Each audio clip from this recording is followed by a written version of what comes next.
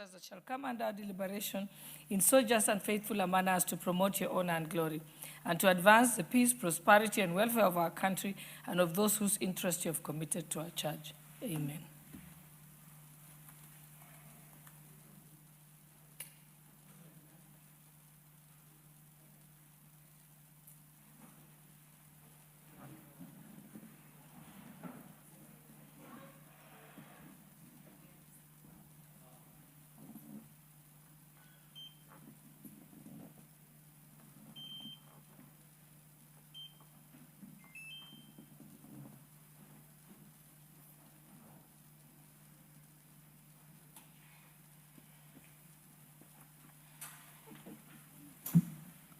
Morning blues.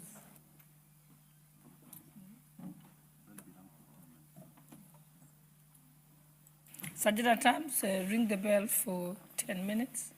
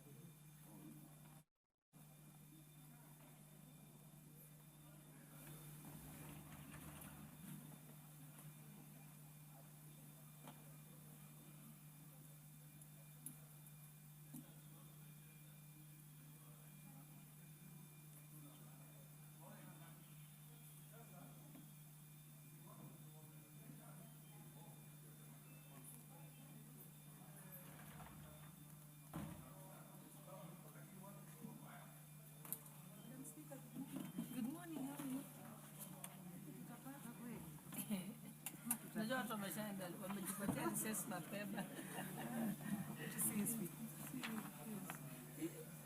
Because I think after the elections, and then now people feel, see, so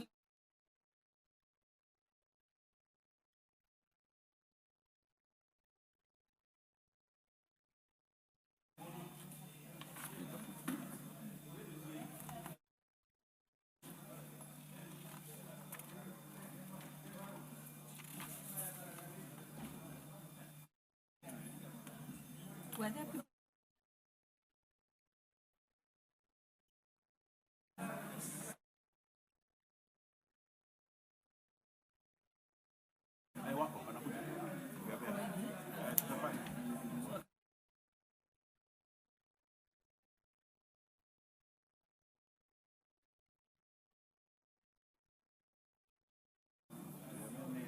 Watu wako hapa wakubu busy motions ama hawa ni computer roll out hapa.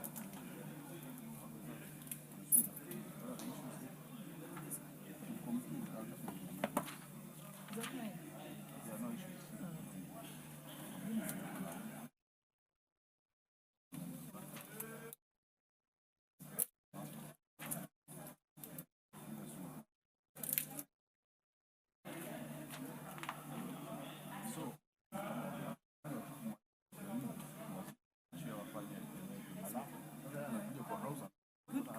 You have a motion today. Yes. I see you got the memo.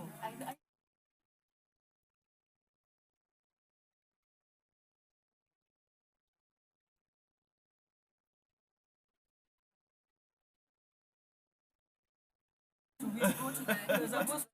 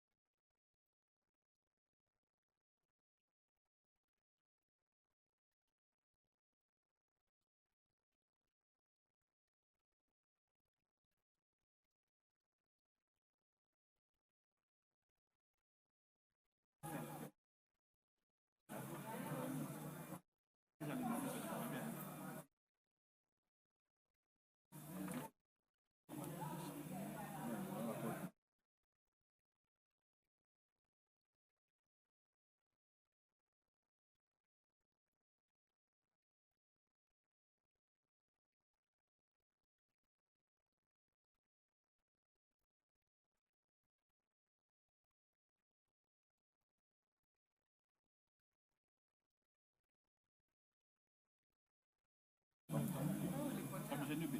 Yes, it is. But you know, it will not go to the other part. So what do I do now?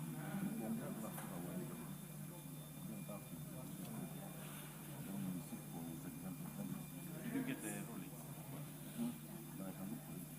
Okay, so I understand. Alafu what did I do? Hii bili yangu ya citizenship. Hii certificate. Very easy hard.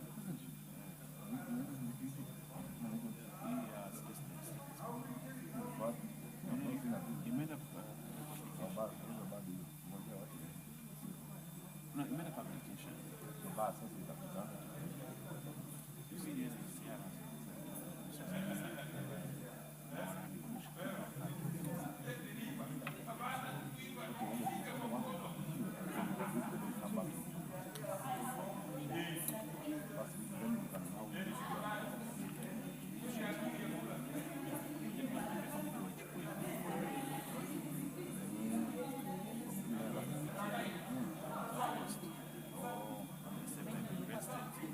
You know, they use in Kenya Parliament as an example of a country that has used legislature to help stateless people.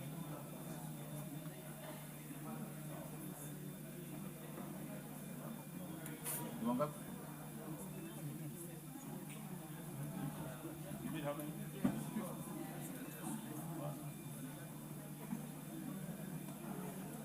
What wako pale kwa China?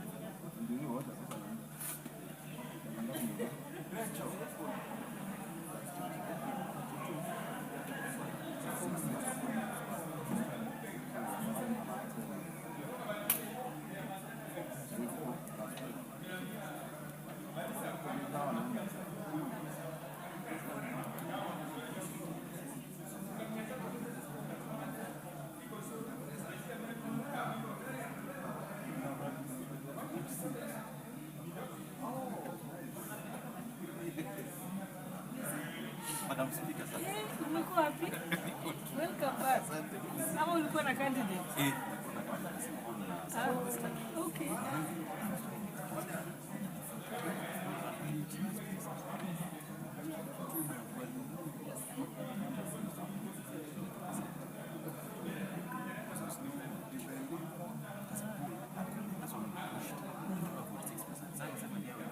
You need to have.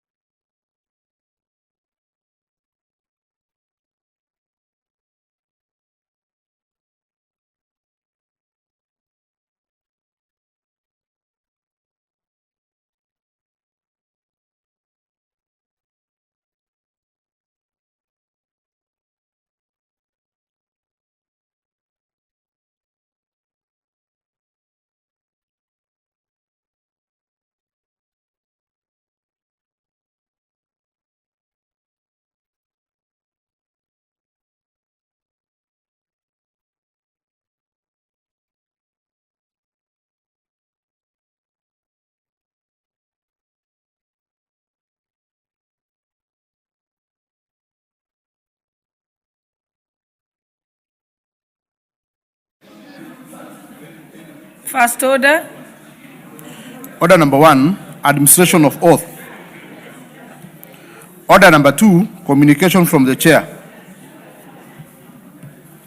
Order number 3, messages. Order number 4, petitions. Order number 5, papers.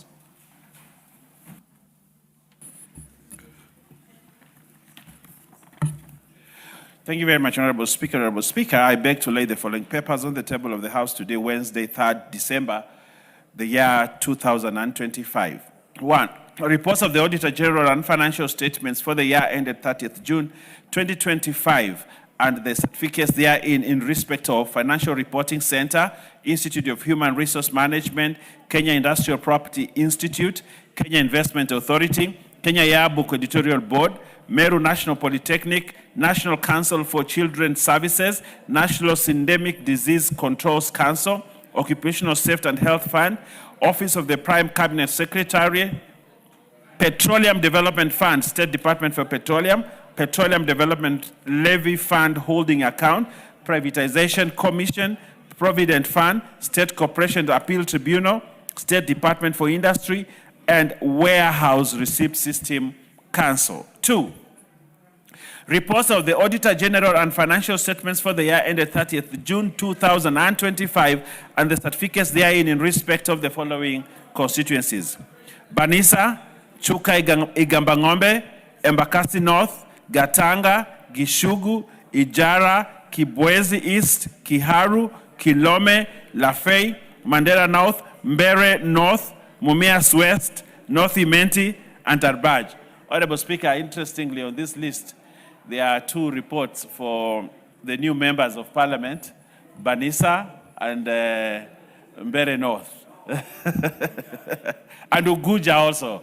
Yeah, please take time and look at these reports as we table them here. You can find them in the table office. I thank you, Honorable Speaker, and I beg to lay. Thank you. Next order. Order number 6, notices of motion.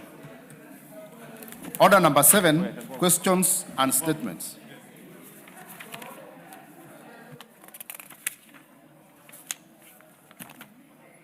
I think we have statements that had been requested. One requested by the Honorable David Gikaria. Is he present? Yes. Chairperson, Blue Economy, Water and Irrigation. You have a statement? Oh, Honorable Gikaria is requesting the statement. Okay. Honorable Gikaria, you may proceed. Thank you, Honorable Speaker.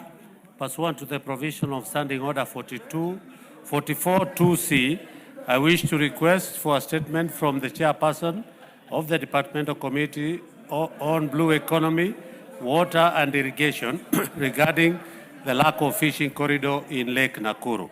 Honorable Speaker, Lake Nakuru, located within Lake Nakuru National Park in Kenya, Rift Valley, is a shallow alkaline lake renowned for its biodiversity, including flamingos, rhinos, and over 450 bird species. It is a UNESCO World Heritage Site and a Ramsar designated wetland of international importance. Historically, Honorable Speaker, the lake supported limited fish populations, such as the salt-tolerant tilapia introduced in 1950s for mosquito controls. It was never gazetted for commercial or substance fishing under Kenya fisheries laws. However, fishing activities surged around 2020 due to the rising water levels from heavy rains, which diluted the lake's salinity and allowed freshwater species like Nile tilapia to thrive. Honorable Speaker, fishermen entering the park encountered hippos, lions, hyenas, and baboons, leading to attack and fatalities. A formal fishing corridor, which is controlled access zone, could formalize, regulate access for persons who exclusively rely on fishing for their livelihood. This would be similar to the established practices in other lakes such as Lake Naivasha, Lake Turkana, and Lake Olden. Honorable Speaker, it is against this background that I request for a statement from the chairperson of the Departmental Committee on Blue Economy, Water and Irrigation on the following. 1. Measures that the government is putting in place to establish a fishing corridor or designated area for fishing activities in Lake Nakuru. And 2. Actions taken to address cases of dumping of sewerage into the lake, which has contributed to pollution and toxic metal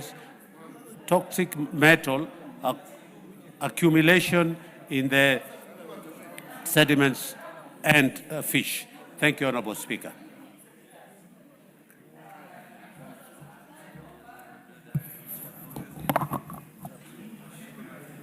Sorry?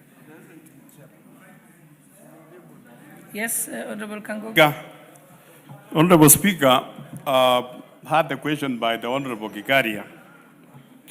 And Honorable Speaker, as I promised to bring a substantive answer the first week after recess, it is worth noting, Madam Speaker, that the Lake Nakuru, it is considered as a national park. It's a national park, and it is not, I don't know if the fishing is allowed, but I will bring the first week after recess, Madam Speaker, a comprehensive answer to the Honorable Gikaria. Because Honorable Kangogo, if you sent the letter out to the ministry now, then by the time we come back from recess, it will be available, rather than wait to send the letter after recess. Okay. Next statement, the Honorable Francis Sigay, member for Sotik.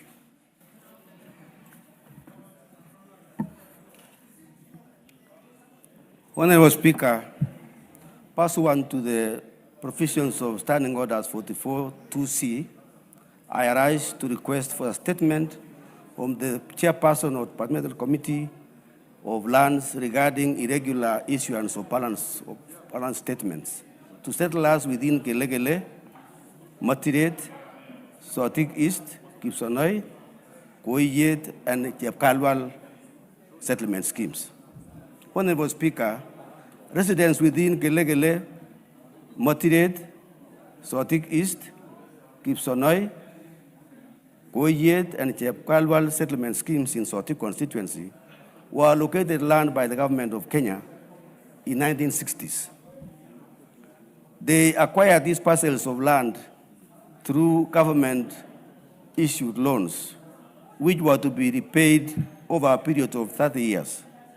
A number of settlers completed repayment of their loans and were accordingly issued with a discharge of charge, and title deeds were for their respective parcels of land. An official search of the respective parcels of land indicates that the title deeds are absolute with no encumbrances on their respective parcels in the green cards. Honorable Speaker, despite having fully settled their obligations, these settlers have recently reported receiving demand notices from the settlement scheme fund for accrued arrears, while those who are yet to complete repayment are being issued with incorrect balance statements for their loans. This situation has caused significant concern, as many of the settlers who have already cleared their arrears continue to receive notices demanding further payment. Honorable Speaker, it is against this background that I request for a statement from the chairperson of the Department of Committee of Lands on the following. 1, a report on the balance statements of settlers within Gelegele, Matiret, Sotik East, Kipsonoi, Koyet, and Chepkalwal settlement schemes, including a schedule of all payments and details of those who have fully cleared their payments and receive a discharge of charge. 2, the measures taken by the Ministry of Lands, Public Works, Housing, and Urban Development to reconcile its records and reflect accurate account balances for settlers, so as to ensure that individuals who fully settle their arrears are not subjected to double payment.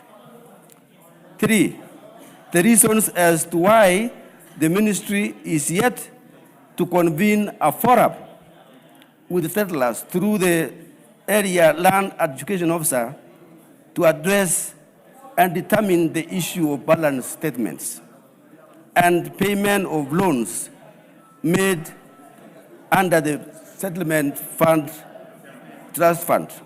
And lastly, an indication on whether there are any consideration being made to waive the loans, including interests, particularly for residents facing hardships in making repayments. I thank you, Honorable Speaker. Thank you. The Chairperson, Committee on Lands, or a representative to give an undertaking on behalf of the committee.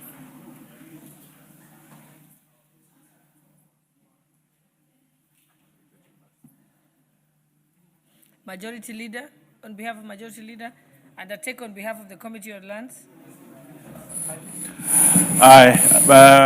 Honorable Speaker, probably we need to do it after recess, but I'll talk to the committee chair and see whether they can do something before and send a response on time. Much obliged. But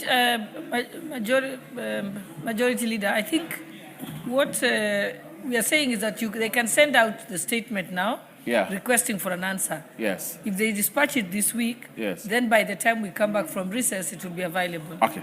Thank you. Much obliged. You could also ask the Kabuchai Member of Parliament, my friend, the Honorable Kalasinga, that if they need to discuss in such high tones, they could actually move to the room behind here. And member for Tindiret.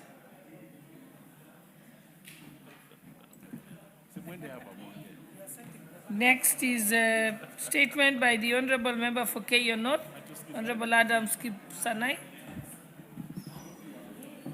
Thank you. Thank you, Madam Speaker. Request for statement regarding the status of Tambach Museum in Keyo North constituency. Honorable Speaker, pursuant to the provision of Standing Order 44C, I rise to request for statement from the Chairperson of the Departmental Committee on Sports, Culture, regarding the status of Tambach Museum in Keyo North constituency. Honorable Speaker, the Tambach Museum is a key cultural and historical project aimed at preserving and showcasing the rich heritage of Keyo community and the wider North Rift region. Once complete, the facility will serve not only as a center for the preservation of historical culture and artifacts, but also a hub for research, learning, and tourism. The project also has the potential to boost the local and international tourism, create employment opportunities, and enhance socio-economic development by attracting visitors and scholars to the region. Honorable Speaker, despite its importance, Tambach Museum, which was constructed and in use during pre-colonial time, has stalled for years due to lack of adequate funding, leaving behind an incomplete structure that denies residents and the nation the culture and economic benefits it was intended to deliver. The prolonged delay has raised concerns among the community on whether the government intends to prioritize and fund the project to completion. Honorable Speaker, it is against this background that I seek statement from Chairperson of the Departmental Committee on Sports and Culture on the following. 1, the status of Tambach Museum project, including details of works complete so far and challenges that have caused delay. Number 2, government plans to allocate funds to complete the project, and if so, the timelines for such allocation. Number 3, timelines within which the government intends to commence the project of completing Tambach Museum to ensure it serves its intended cultural, historical, and socio-economic purpose. I thank you, Honorable Speaker. Thank you. The Honorable Chairperson for Sports and Culture. Any member from that committee? Yes, Honorable Ngusia. Yes, Chair, I'll brief the Chair and we can get back to him when we resume from the recess. Thank you. Thank you. Next, we have a statement by the Honorable Member for Machakos County, Honorable Joyce Kamene. You may proceed, Honorable Kamene. Thank you, Madam Speaker. Honorable Speaker, pursuant to the provision of Standing Order 44-2C, I rise to request for a statement from the Chairperson of the Departmental Committee of Transport and Infrastructure regarding the status of upgrading Matu Ekalakala Road to bitumen standards. Honorable Speaker, the Matu Ekalakala Road in Masinga, Machakos County, was commissioned in July 2017 for upgrading to bitumen standards and maintenance at an estimated cost of 1.2 billion. Construction commenced on 19th August 2017, with works scheduled for completion by 19th February 2020. However, the original contractor demobilized and abandoned works, necessitating the works to be subcontracted to other contractors. Despite these remedial measures, the road remains incomplete 5 years down the line. The complete works are rapidly deteriorating. The road has since developed numerous potholes, rendering it inaccessible for motorists and pedestrians, thus impeding the free movement of people and goods.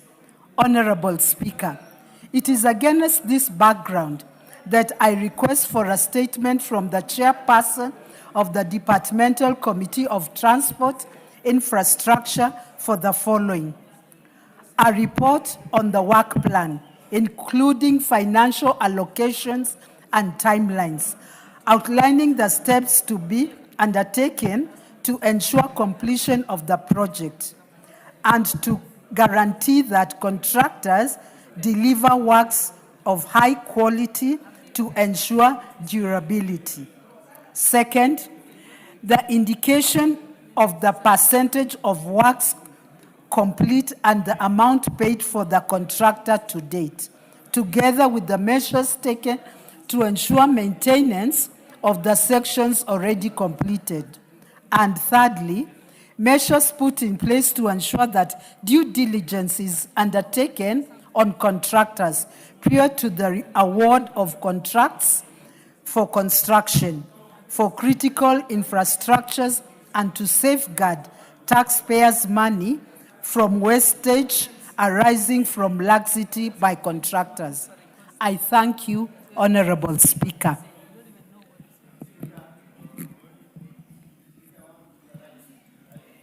Yes, proceed. No, there's no debate on this. No You have debate. a point of order. It's just a rider. I want I'll to. just indulge you, but I want truly to. that's not Thank you, procedural. thank you, Madam Speaker. You see that road touches my constituency and the Yatta constituency, and the contractor was paid 155 million last year, and up to now the contractor has refused to go back to site. So as the committee sits down, they can look into ways if they can be able even to terminate the services of that contractor and engage another contractor. Okay, thank you, Chairperson for Transport and Infrastructure. Anyone from that committee? Okay, Leader of Majority.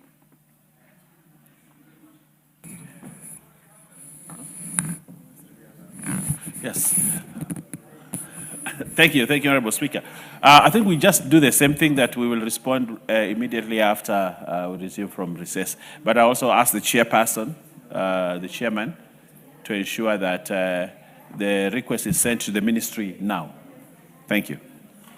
Thank you. Next is there's a response from the Chairperson, Blue Economy, Water and Irrigation. Is Honorable Kareke Mbiku here? Is present? Okay. Proceed.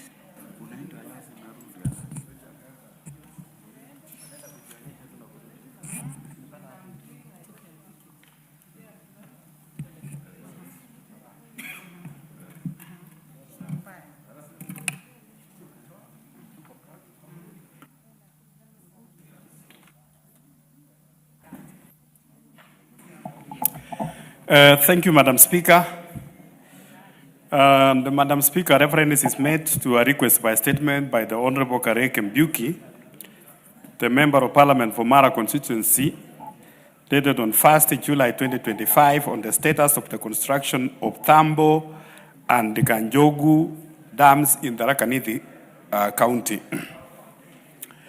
And Madam Speaker, the Honorable Kareke Mbiku was seeking to know the current status of the construction of Tambo, Kanjogu dams, including the amounts paid to the contractor and the funds disbursed by the ministry to the Tana Waterworks Development Agency, and number two, the reason why the delay in completion of the project and the expected timelines for completion. And Madam Speaker, I have a response from the ministry. And the Honorable Speaker, the CS for water has responded as follows: that the Kanjogu Dam project is being implemented by the Ministry of Water and Sanitation and through the Tana Waterworks Development Agency. The project was awarded to a Sonol's Company Limited at a contract sum of 218,534,250 Kenya shillings, which was later revised to 191,687,774.74. The contract was signed on 16 September 2020 and commenced on 1st July 2022, following the issuance of a special use license by the Kenya Forestry Service. The project entails the construction of 18-high Hatfield Dam with 180 meters crest length, a twin diversion culverts, and an open channel spillway, and a 6-meter wide gravel access road.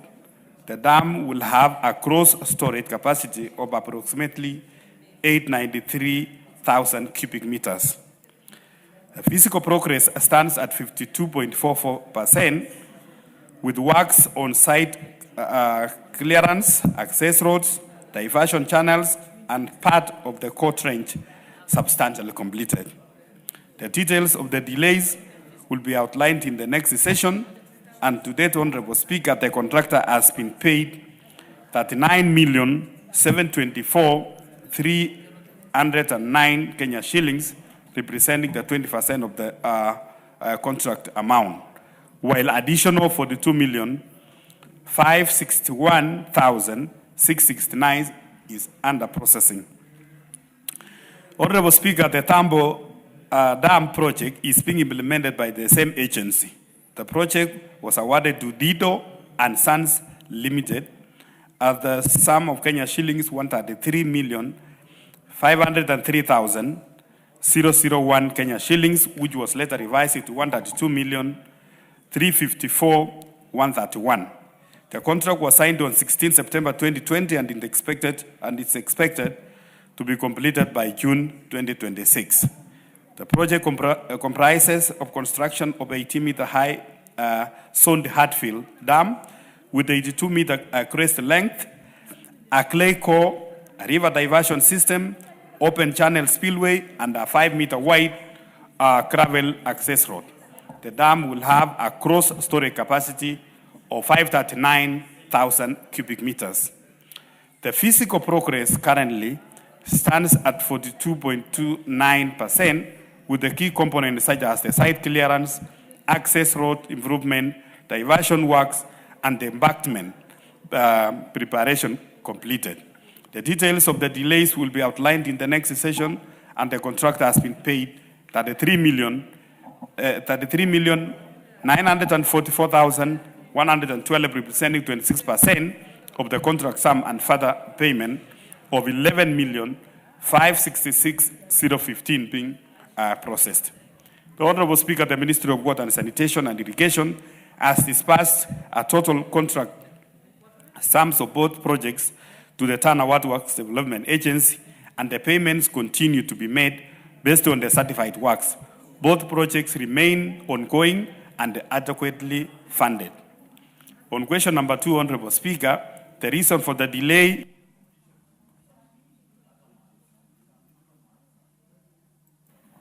Give him the mic. on the question number 2, Honorable Speaker, the reason for the delay of the completion of the construction of Thambo, Kanjoku dams and expected timelines for its completion. The Honorable Speaker, both dams projects experienced an initial delays mainly due to the time taken to secure the special use license from the Kenya Forestry Service, which were granted in November 2021. Following the approvals, the agency undertook additional geological and geotechnical reviews to confirm the suitability of the sites. Further, delays arose from the National Moratorium on cutting of trees, which required a separate clearance before works could commence, and from the heavy El Nino rains that intermittently disrupted the construction activities. In the case of Kanjoku Dam, Honorable Speaker, a further delay occurred after the original contractor sought to assign the contract due to the financial challenges and administrative processes of approval caused a temporary suspension of the works. The agency has since granted the reasonable extension of time to the contractors, and with the steady progress now recorded in both sites, the projects are expected to be completed in June 2026, subject to a continued funding and favorable weather conditions. Honorable Speaker, I submit. Thank you. Honorable Biku, did you say something? Okay. Thank you so much, Madam Speaker. Madam Speaker, I would like to take this opportunity to thank the Chair for the response given. But however, Madam Chair, I am very unsatisfied with this answer. Madam Chair, this project was initiated in 2021, but due to the paperwork which were needed, the contractors commenced work around April 2022. They have done substantive works, but Madam Speaker, this project have stalled for the last 1 year due to non-payment of the contractors. Madam Speaker, in this response, the CS indicated that the agency indicated that the ministry has limited all the necessary funds from the ministry headquarters to Tana Water. Madam Chair, it is indicated the Ministry of Water and Sanitation and Irrigation has disbursed the total contract sum from both projects to Tana Water Works Development Agency, and payment continued to be made based on certified works. Both project remains ongoing and adequately funded. Madam Speaker, this project have stalled due to non-payment. The ministry claims that it has limited all the necessary funds to Tana Water.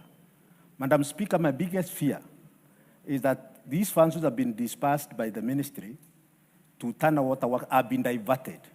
And that's why the contractors still are not back to work. So, Madam Speaker, when you look at the final presentation by the CS on the last page, the agency has granted reasonable extensions for time to the contractors, and we see the progress now recorded at both sites. The project are expected to be completed by June 2026, subject to continued funding. The funding is already there, Madam Speaker, as has already been alluded by the CS. But the contractors are not being paid. They are saying there are some works, there are some payments which are being processed. Can the chair be able to indicate to this honorable house when these certificates which are being processed, when will they be paid so that the contractor can be able to resume work? But Madam Chair, Madam Speaker, I really fear that these funds, because these contracts have stored for 1 good year, that the funds have been allocated or they have been used for other works, Madam Speaker. So I really want to get clear, response from the chair. When will this certified payment be paid to the contractor so that the contractor can be able to resume work? And finally, Madam Speaker, The biggest problem which you have there, the government gave, released the moratorium on cutting of the trees. More than 50,000 trees have been cut inside the forest because the purpose of these dams was for river regeneration, so that during the rain season, the water can be harvested, and during the dry season, the water can be used downstream. These rivers are the ones which support the livelihood all the way to the Raka to Tana River, Madam Speaker. So you are dealing with a very serious issue here of most likely misappropriation of the funds which have been appropriated by this House. Thank you, Madam Speaker. Honorable Member for Moiben, Honorable Professor Barto. Thank you, Madam Speaker. I want to also support the honorable member. The Ministry of Water has a problem. There is a crisis. It is not just the report the chair has presented is a very ideal report, but the things on the situation on the ground is very sad.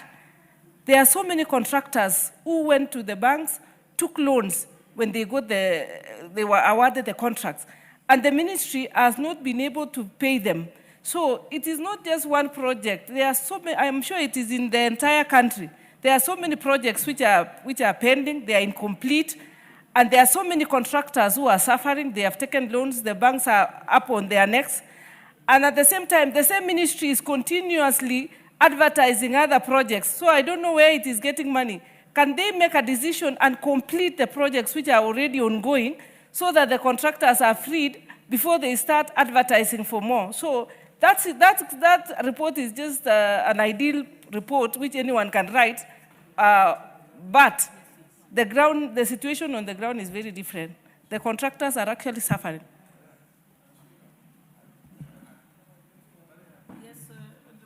Honorable Makali, I'll give you a chance, and we can listen to the chair. Yeah, thank you so much, Honorable Speaker. Honorable Speaker, I think the issues being raised by members are quite weighty issues. And why we are saying this, Madam Speaker, is what makes it even worse, Madam Speaker, is that at the start of the year, we make provisions in terms of budget in this house for some of these projects. And during the supplementary budget, they reduce the budgets, and then the contractors are not being paid. This is happening all over the country, actually, including where I come from. We have a dam called Umadam. Start of a year, you find we make provisions. The first supplementary, the budget is reduced. The second supplementary, almost totally removed. So you ask yourself, well, why do we even budget for the money? Is it the ministry needs to come out clear what is the problem? Because I think there's a problem which they are not telling us as honorable members. Thank you, Honorable Speaker. I think, Chairperson, Blue Economy, you should, and water and irrigation, and I think it's also touching on most infrastructure projects. I think then you would have to ask the minister to clarify. Yes.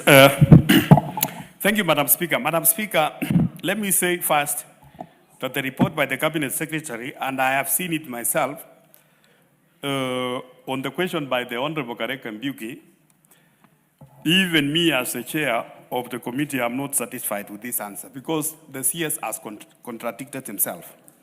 If you read the question or page, the second last page, the CS has written, Honorable Speaker, to this House saying that the Ministry of Water, Sanitation and Irrigation has dispersed the total. That is what the CS has written.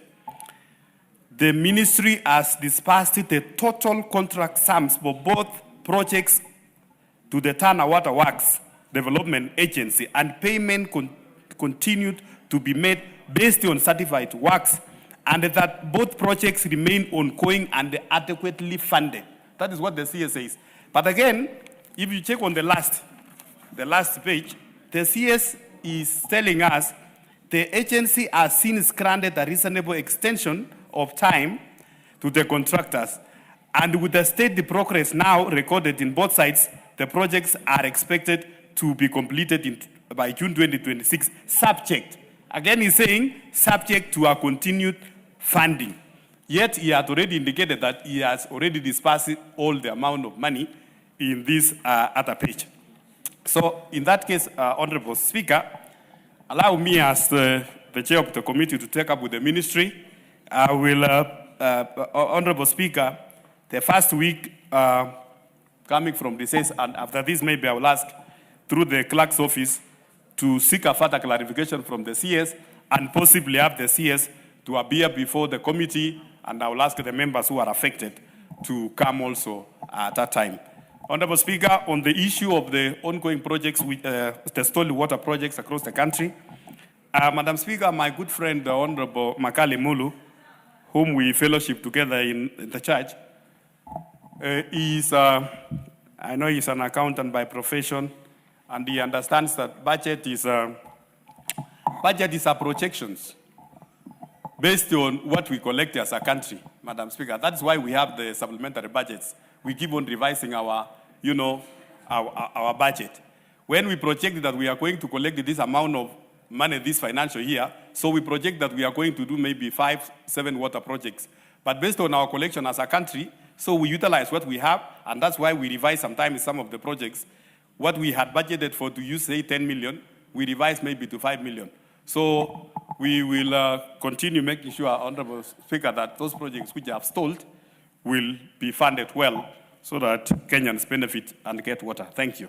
I think this is a valid question that can actually be asked of the Cabinet Secretary in person here in the House. I think that will make more sense because it seems like many members have raised this issue, a similar issue. Honorable Owen, I'll just let you say the last remark. I just want to say something on the same. I had the... In order to conclude that, who will do the question? Honorable Kareke? Yes, and Honorable Bartok can also do I think he can a question on the issue of question. hers, yeah? Okay. He does a direct question. All right, but I want to say this, Honorable Speaker. You see, I had my Honorable Chair and my good friend and very experienced Chair that he does not also agree with the response of the Cabinet Secretary. And yet, he has actually presented it here. And that's a very serious thing from chairs. If you don't, because you also have a responsibility of bringing factual responses. If you don't agree with it, don't bring it here. Call the Cabinet Secretary to clarify so that this Cabinet Secretaries do not think any garbage they can bring to this House. That we will actually put them on the spot before you can even return it 20 times from you as chair so that you seek factual information so that whatever comes into this House comes that is something that is factual. So I want to urge you, my chairs in this House, please don't just accept anything the Cabinet Secretaries say. Put them to full proof of what they are saying and what they are bringing to this House, so that what is brought to this House is properly refined, and as chairs we have responsibility to the House to bring factual information. And those Cabinet Secretaries have responsibility to this House to bring factual information. We should never accept anything that a chair doubts what he is actually presenting and actually presents here. That is my point, Honorable Chair. Let me listen to Honorable Lesuda first, and I'll come to you, Chairperson, to close. Thank you, Madam Speaker. I like the direction that you gave on this matter, that the Cabinet Secretary is called to this House to respond to these issues because they are really grave matters. But just to say that even as what Honorable the Majority Deputy has said, that some of the statements that come to this House, they sound like they are on a template. You know, you can almost tell what will be the response. That issue of saying that the money is a projection, those are things we always hear. But if it's a projection, why are you starting new projects? Where is the money for the projection for the new projects, as Honorable Barto had asked? So I like the direction that you have given, and I think it will be very prudent that the CS comes before this House. We need to have the CS of transport come here. We need the CS of water, the big projects that are going on in our counties. We also get the same thing, Madam Speaker, where there is a big launch, and as soon as you're done, they leave with us. It's a fact, by the way. And so it's lying to the public, and it also puts pressure on us as the leaders to actually explain What is going on? The public there do not understand that, oh, there's a document that wasn't signed, oh, the contractor, and contractors are getting very scared of starting a project when they've not even been given a document or some money has been paid. And finally, I just wanted to say that, Madam Speaker, we just have to be human. These are human beings. They are taking loans to do this project, and it is unfair what we are doing to the public and even to ourselves as leaders. Thank you, Madam Speaker.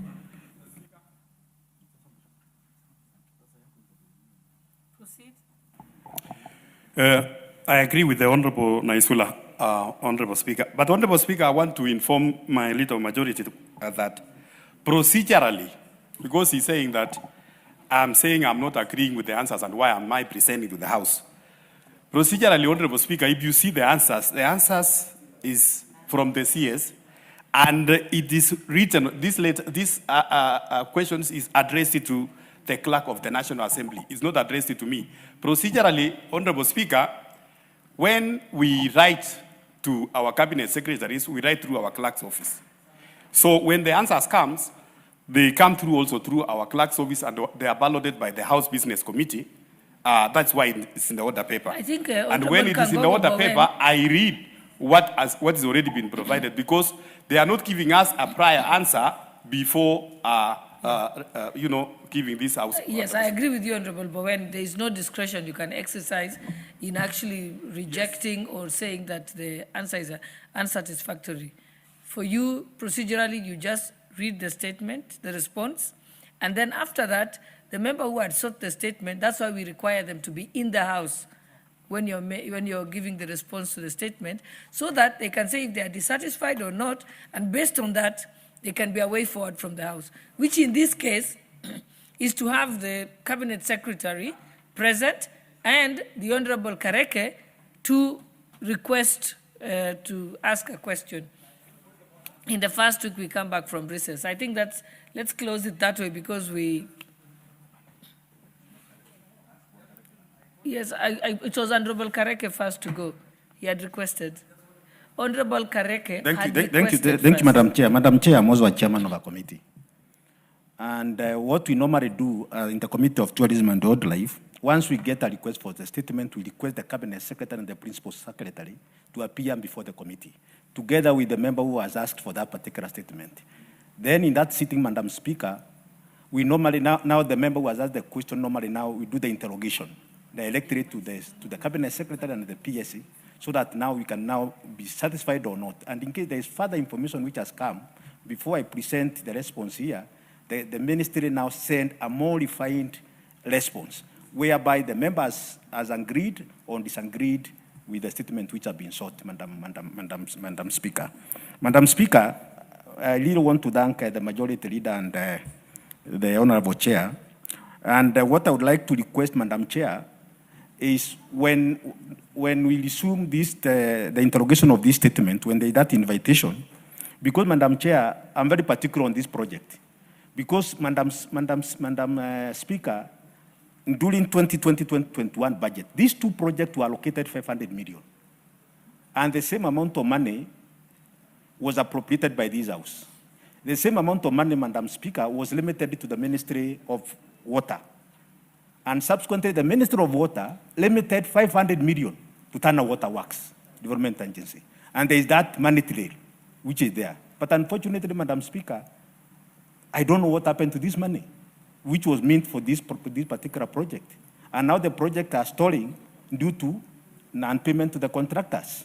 So, Madam Chair, I would like to request the Chair to go into depth of this particular issue so that this project can be completed and it can be able to help the people of the Rakanidi County at large.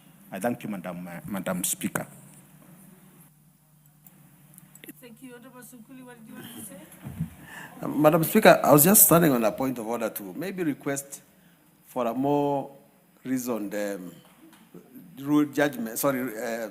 decision by yourself on this issue of referring a matter, a statement, to the committee.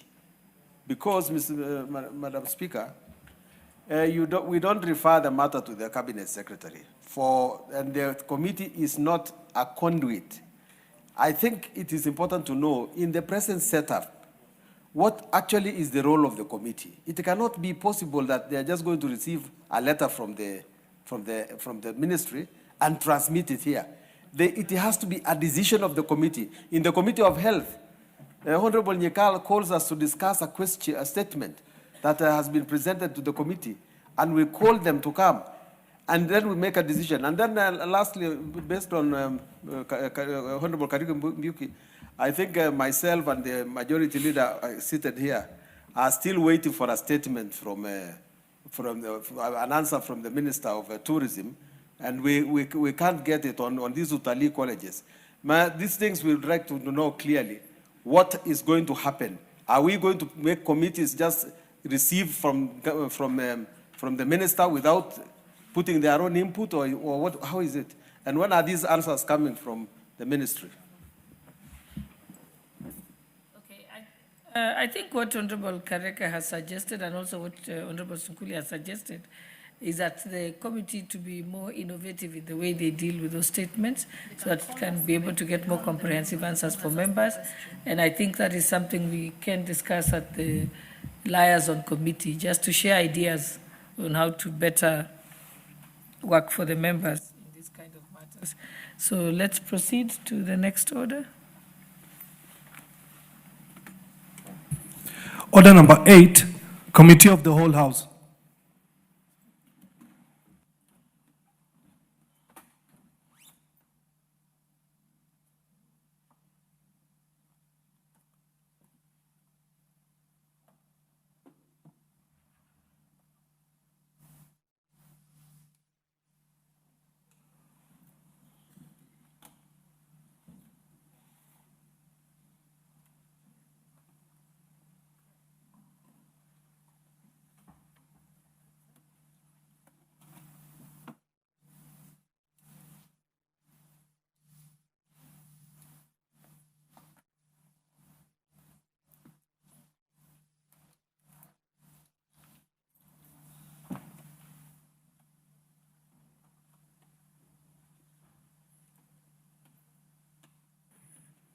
Honorable members here in the Committee of the Whole House, we are considering the Public Service Internship Bill, National Assembly Bill number 63 of 2022. Close.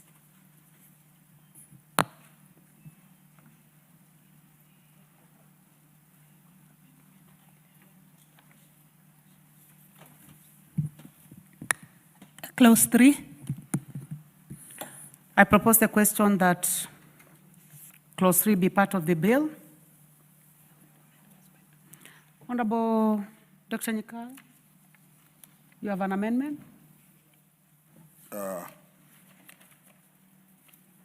Honorable Chair, I propose that Clause 3 of the bill be amended, or A, in paragraph F by deleting the word "and" immediately appearing after the expression "service." And the justification of this, the amendment proposes to insert a new definition that links the definition of intern to the new remuneration framework. The proposal will ensure that interns performing full-time duties are recognized legally for purposes of compensation and strengthens labor protection and claiming and eliminates ambiguities in terms of remuneration. B, by inserting the following new paragraph immediately after paragraph G, provide interns with requisite experience in the fields of practice, and I, provide interns with requisite experience in the fields of practice to meet the requirements for registration by a professional regulatory authority. Madam Speaker, the justification for this is this amendment proposes to insert two new objects, H and I, to expand the objective to explicitly cover, one, meeting professional regulatory requirements, and two, supporting pre-registration internship. The gist of it is very simple. There are two types of interns. There are interns who do internship.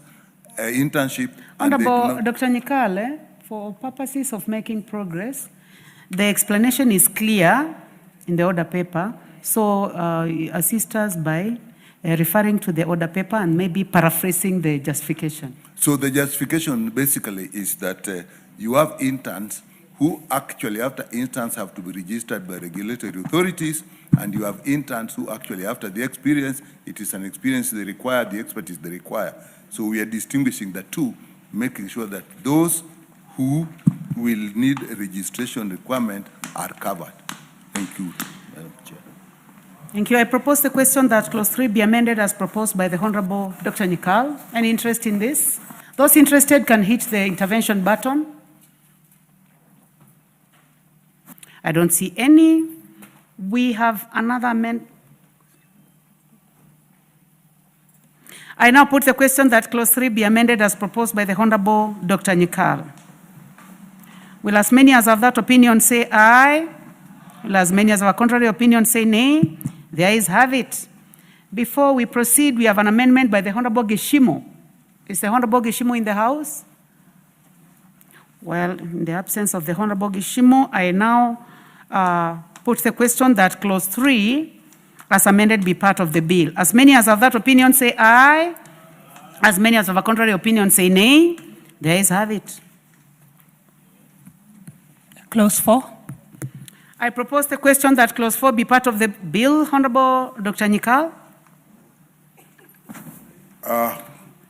Madam Chair, I propose that clause 4 of the bill be amended as in the order paper.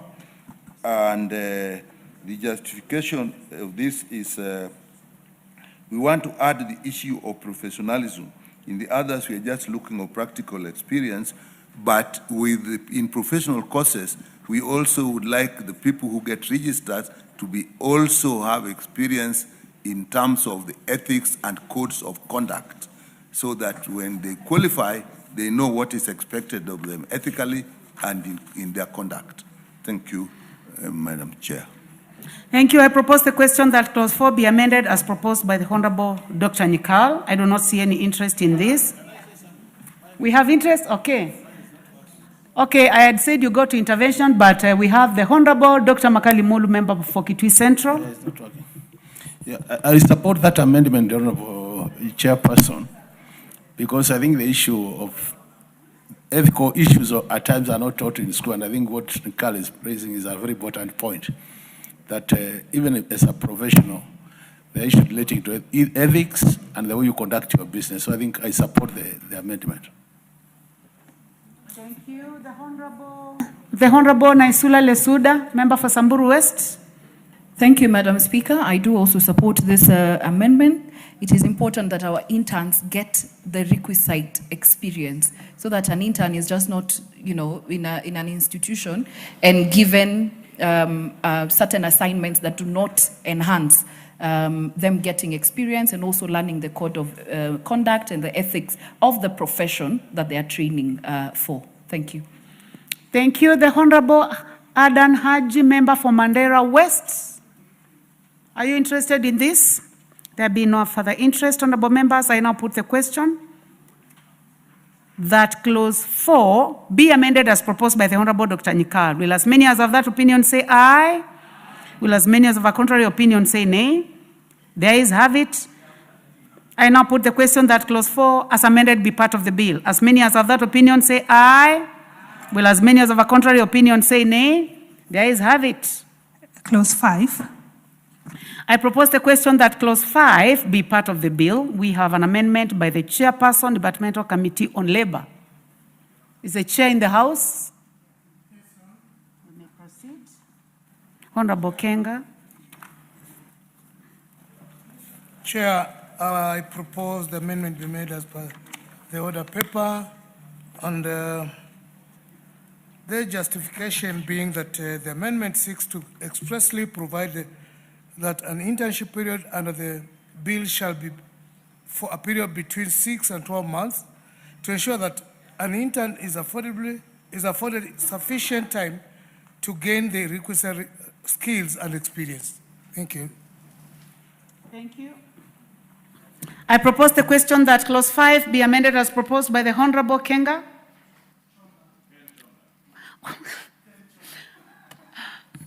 Very sorry, Honorable Ken Chonga. I propose the question that clause 5 be amended as proposed by the Honorable Ken Chonga, Chairperson, Departmental Committee on Labor. Yes, the Honorable Lesuda. Thank you, Madam Speaker. I do support. I believe that 6 to 12 months is adequate for anyone who's really looking to gain experience while serving as an intern.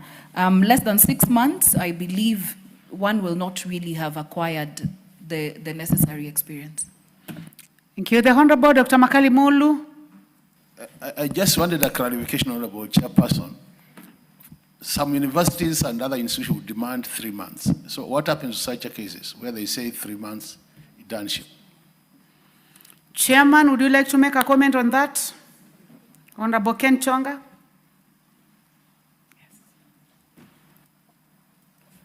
Madam Speaker, I beg that you go back to it. I was being indulged on another issue. You expect my voice. I'm just asking whether you would like to make a comment on the matter that the Honorable Dr. Makali Mulu has raised concerning number of months. You know, this is your amendment. Madam Chair, it's an issue that was debated in the World Committee, and we agreed that the period of 6 months should be sufficient enough. So I still stand by that.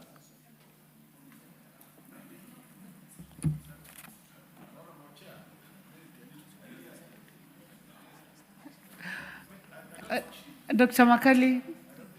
Question. Yeah, I'm sure he didn't get it, so you can paraphrase. I was seeking for clarification because he's proposing an amendment which says the minimum number of months you can go for internship would be 6 months and the maximum of 12 months. But there are cases where students are required by their universities to do a 3-month internship. So how do you accommodate that? Because then it means then you are locking out those who would want to go for 3 months and go back to continue their studies.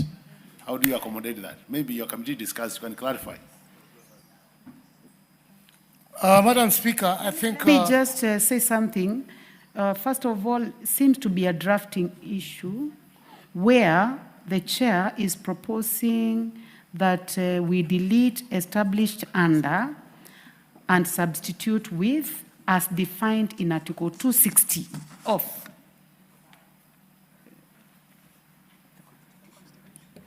the Constitution. So that is the amendment by the chair. So is the matter you are raising related to this, to the amendment by the chair?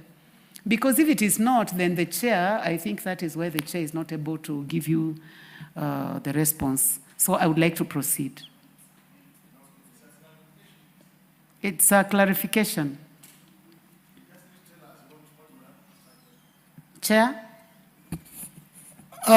Chair, I mean, say that those might be some peculiar instances, which at the moment, there may be no clear guideline, but as per the engagement that we had on the period of internship, the committee settled on what is laid on the order paper. So unless maybe the committee retreats to arbitrate on such instances, I may not be able to give a substantive answer at the moment, Madam Speaker.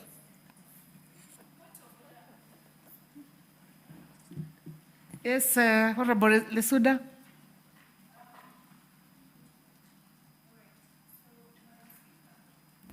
Madam Speaker, even though I supported, because I remember us deliberating a lot, initially in the bill I had said 3 months, because that's what mostly is needed. But as you have stated, I think the chairperson needs to explain just a little bit further, because I think what we are discussing here is not really the amendment.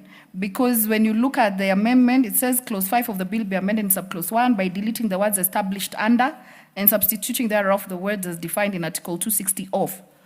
So, what I think the chairman can explain further, because that's where I think the confusion is coming up.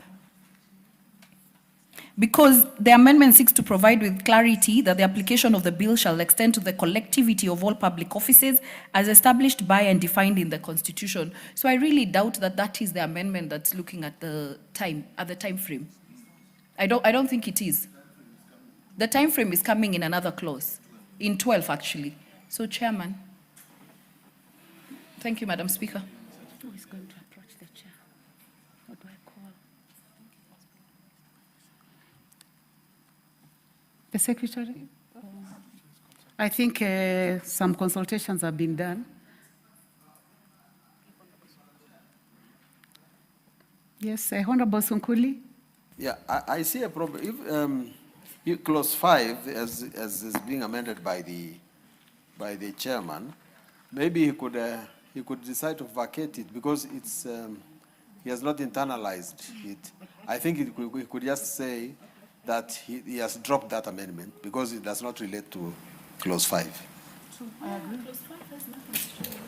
I agree with you, and I would like to give a chance to the chair if he would like to make some amendments, or especially on the justification. We are in clause 5.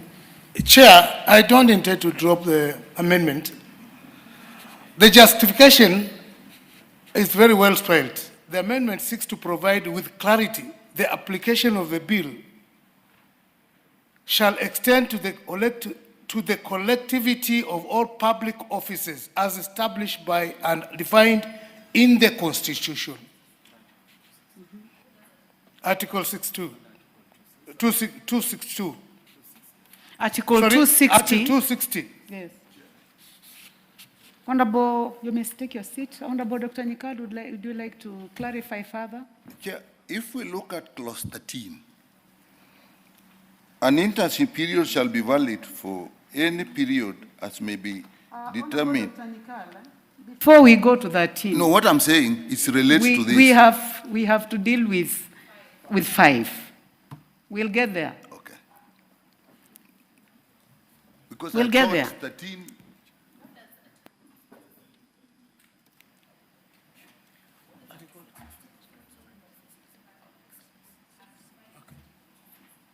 I would like to give a chance to the chair, again, to clarify further. Chair, I believe that you have properly consulted Chair, now. Article 260 defines all the offices in the public service. And that's why, if you look at the justification for this amendment, the amendment seeks to provide with clarity that the application of the bill shall extend to the collectivity of all public offices as established and defined in the Constitution. Honorable members, chair is right. Chair is right. It's just... Yes, Honorable Esuda. Thank you, Madam Speaker.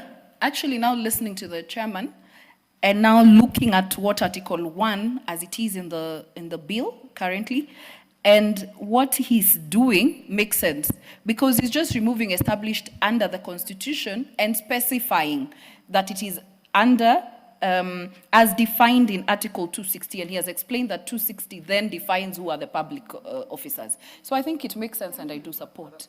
Thank you very much. Thank you very Because- much. Please do not confuse the chair again. The chair is very well prepared. No, but it is him, Madam Speaker, who actually brought Article, that's where he lost us, when he was talking about the period. While this is purely straight to the point, and now it makes sense what he has explained. So maybe he needs to be a bit careful in his explanation. I want to defend the chair.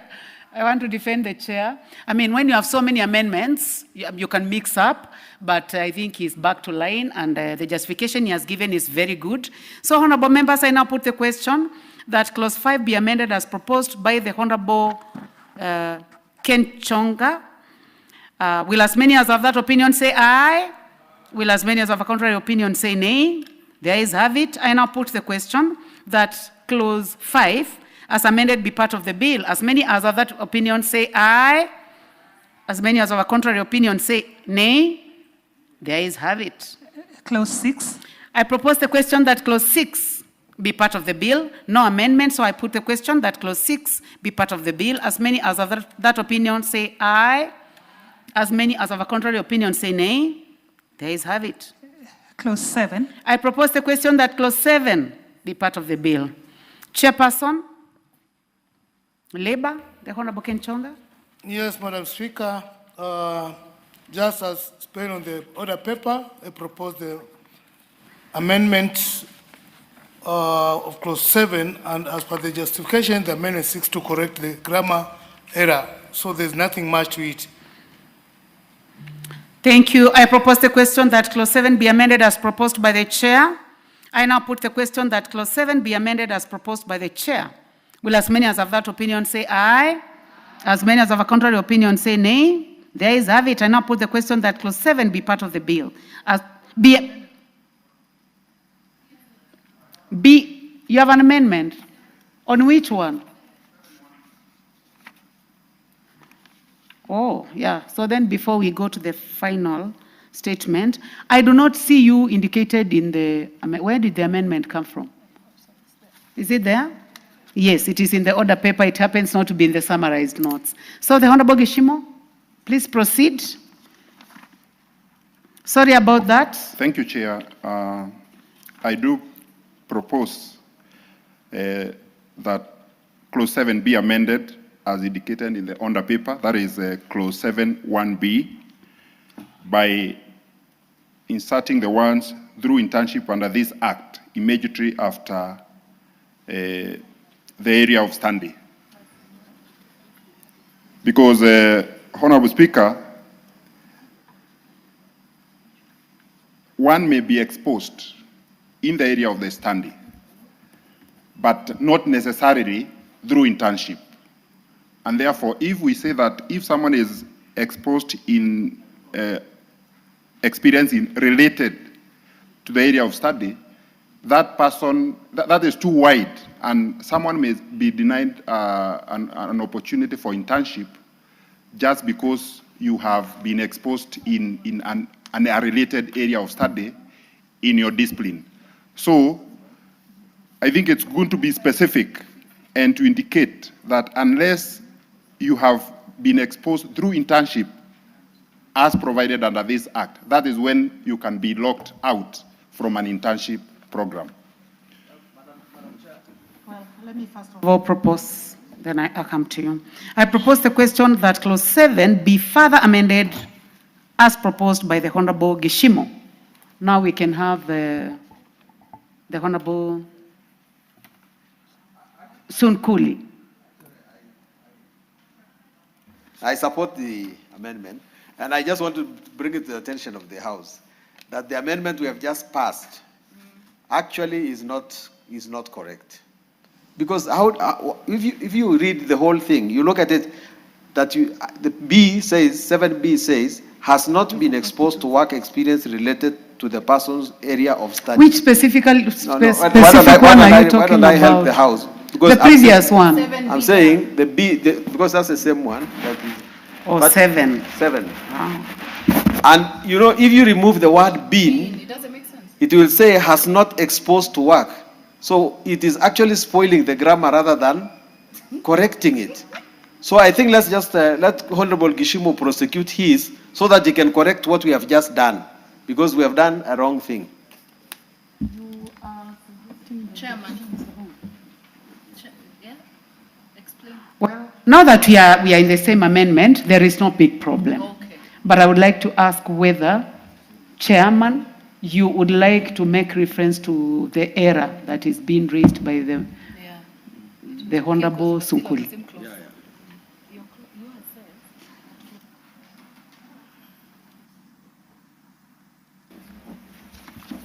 Thank you. Chair, I advise that we recommit this amendment to the committee.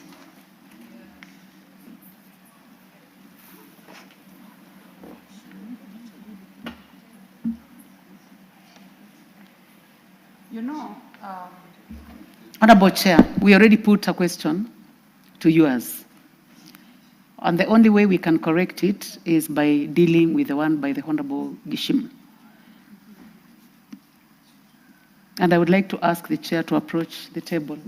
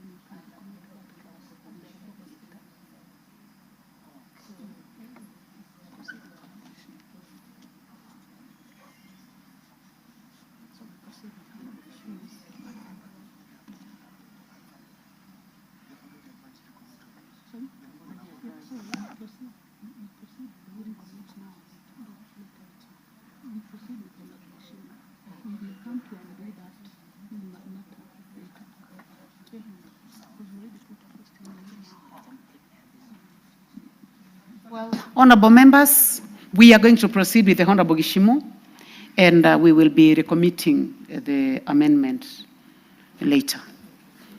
Honorable Gishimu?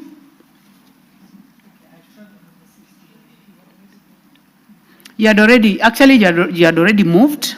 So, honorable members, you may take your seat. Honorable members, I propose the question that clause 7 be amended as proposed by the Honorable Gishimu. I now put the question that clause 7 be amended by the Honorable Gishimu. As many as have that opinion say aye. As many as have a contrary opinion say nay. The ayes have it. I now put the question that clause 7 as amended be part of the bill. As many as have that opinion say aye. As many as have a contrary opinion say nay. The ayes have it. I would like to ask. Clause 8.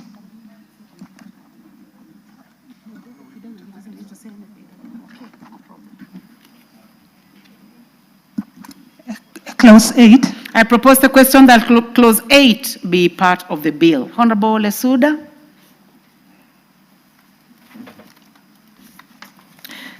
Thank you, Chair. I do propose that clause 8 of the bill be amended as it is in the order paper. And I don't know why we didn't, maybe we'll go back to that too, but once clause 2 removes counties from the definition of public service institution, it becomes necessary to remove... Honorable Lesuda, we have not handled clause 2. Okay, so I'm just saying... We'll come to clause 2 later. To it, yeah? Okay. So this 8 has reference to that.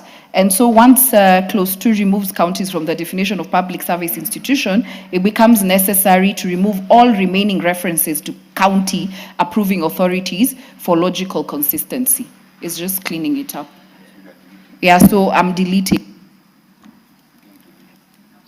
I propose the question that clause 8 be amended as proposed by the Honorable Lesuda.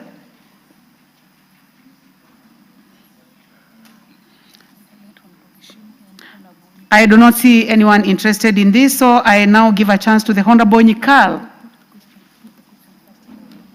Honorable members, let me put the question. I now put the question that clause 8 be amended as proposed by the Honorable Lesuda. Will as many as have that opinion say aye? Will as many as have a contrary opinion say nay? The ayes have it. We have another amendment by the Honorable Dr. Nyikal. Thank you, Chair. I propose that clause 8 be amended as in the order paper, and the purpose for this amendment is in regard to payment, which I described here as stipends, but the amendment corrects that by also including remuneration in respect of interns, particularly medical interns and other professional interns who actually work and are therefore paid remuneration in accordance with the payment structure within the institution in which they work. So basically, it takes care of the issue of medical interns to a large extent. But I believe in other areas like engineering and architecture, the same may apply. Thank you. Thank you. I propose the question that clause 8 be further amended as proposed by the Honorable Dr. Nyikal. I now put the question that clause 8 be further amended as proposed by the Honorable Dr. Nyikal. As many as have that opinion say aye. As many as have a contrary opinion say nay. The ayes have it. We have another amendment by the Honorable Gishimu on the same. Chair, in view of the amendment proposed and already passed by Honorable Isunda, I seek to drop my amendment. Thank you. Thank you very much, honorable members. I now put the question. Okay. Honorable Dr. Makali? Yeah, just a further clarification to this matter, Honorable Speaker, because I think this amendment is intended to leave the counties to do their own program in terms of internship, so that what we are doing is basically for the national. But I know a lot of our students are also benefiting from the account level internship. So assuming account doesn't come up with a clarity on this, what happens? Because I thought possibly, I'm just reconsidering, but I think it's good to go on record that then this could encourage the counties also to think of a legislative proposal to take care of that gap, which seems to be arising from the Honorable Lesuda's amendment. Mover? The Honorable Lesuda. Thank you, Madam Speaker. Actually, if you see the original bill, I had considered the matter of counties, but after thinking about it, I realized that different counties, for example, even have different CCs, even just the name, the title of who deals with matters to do with the internship. It's not as clear as the national government, where we know it's the Ministry of Public Service that we're dealing with. And so that is why I rethought and said we will have a clause in here that then will say that each county is going to come up with its own legislation on how to deal with interns. Yeah. Yes, Honorable Dr. Nyikal. I think we should reconsider that, because if, say, we are looking like the issue of interns, and then you say each county will actually put their own legislation, then the whole of this is actually lost. And I'll give you an example which is not related. When we did the FIF Act, we actually put FIF Act and put a provision that counties can amend it. What has happened is that every county now is doing their own FIF Act. So I think we should have something that covers everybody, including the counties.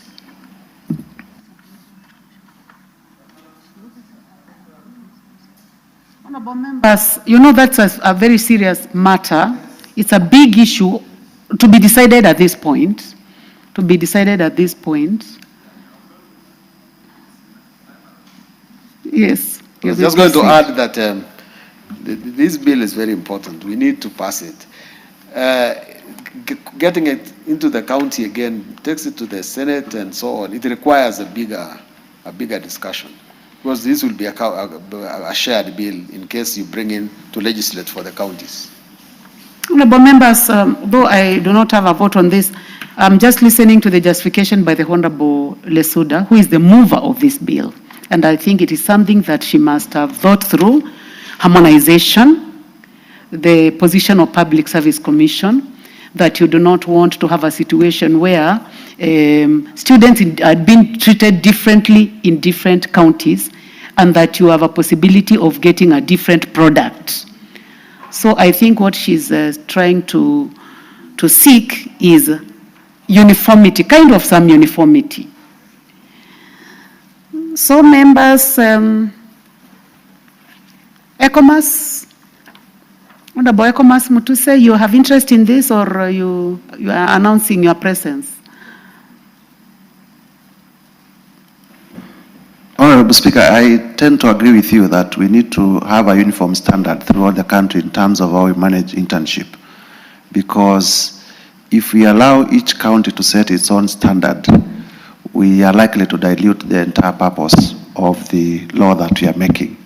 And therefore, with a lot of respect to my colleague, I would urge that we set the national standard as established by the Public Service Commission to be the standard that is cascaded down to the counties, so that everywhere you are in the country, you are clear as to what entails internship. I thank you, Madam Chair.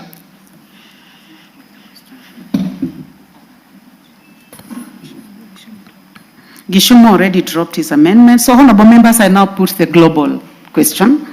Honorable members, I now put the question that clause 8 as amended be part of the bill. Will as many as have that opinion say aye? Will as many as have a contrary opinion say nay? The ayes have it. Clause 9. I propose the question that clause 9 be part of the bill. Honorable Esuda. Honorable Sunkuli. We start with you. Sorry, I didn't know. Clause. Actually, Lesuda, you do not have an amendment in this. Yes.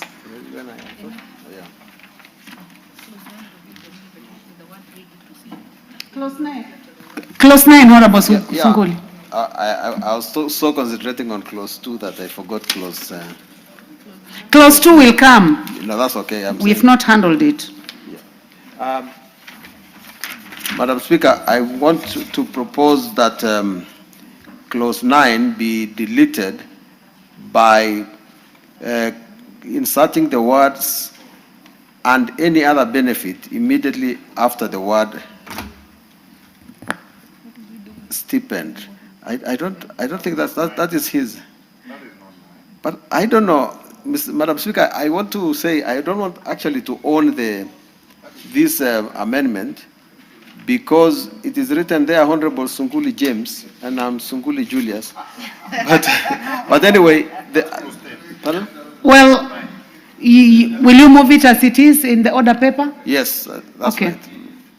So that we delete by deleting the word ready to be appearing after the word be in paragraph C. Yes, that is what we have in the order paper. Yeah. Honorable members, I propose the question that clause 9 be deleted. It's not a deletion. It's actually a substitution. Honorable members, I propose the question that clause 9 be amended as proposed by the Honorable Sunkuli. I don't see any interest in this. I now put the question that clause 9 be amended as proposed by the Honorable Sunkuli. As many as of that opinion say aye. As many as of a contrary opinion say nay. The ayes have it.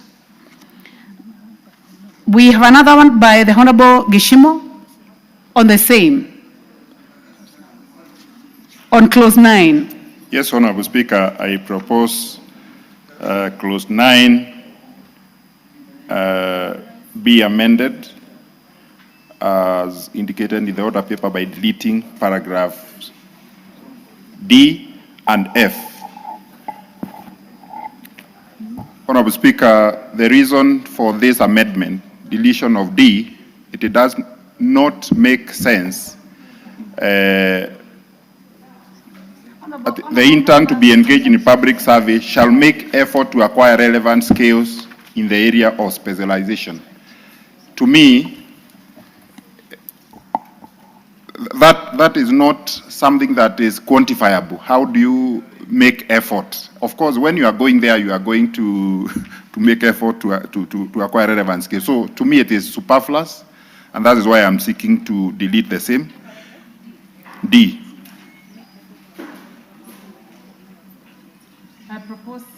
I propose the question that clause 9 be further amended as proposed by the Honorable Gishimo.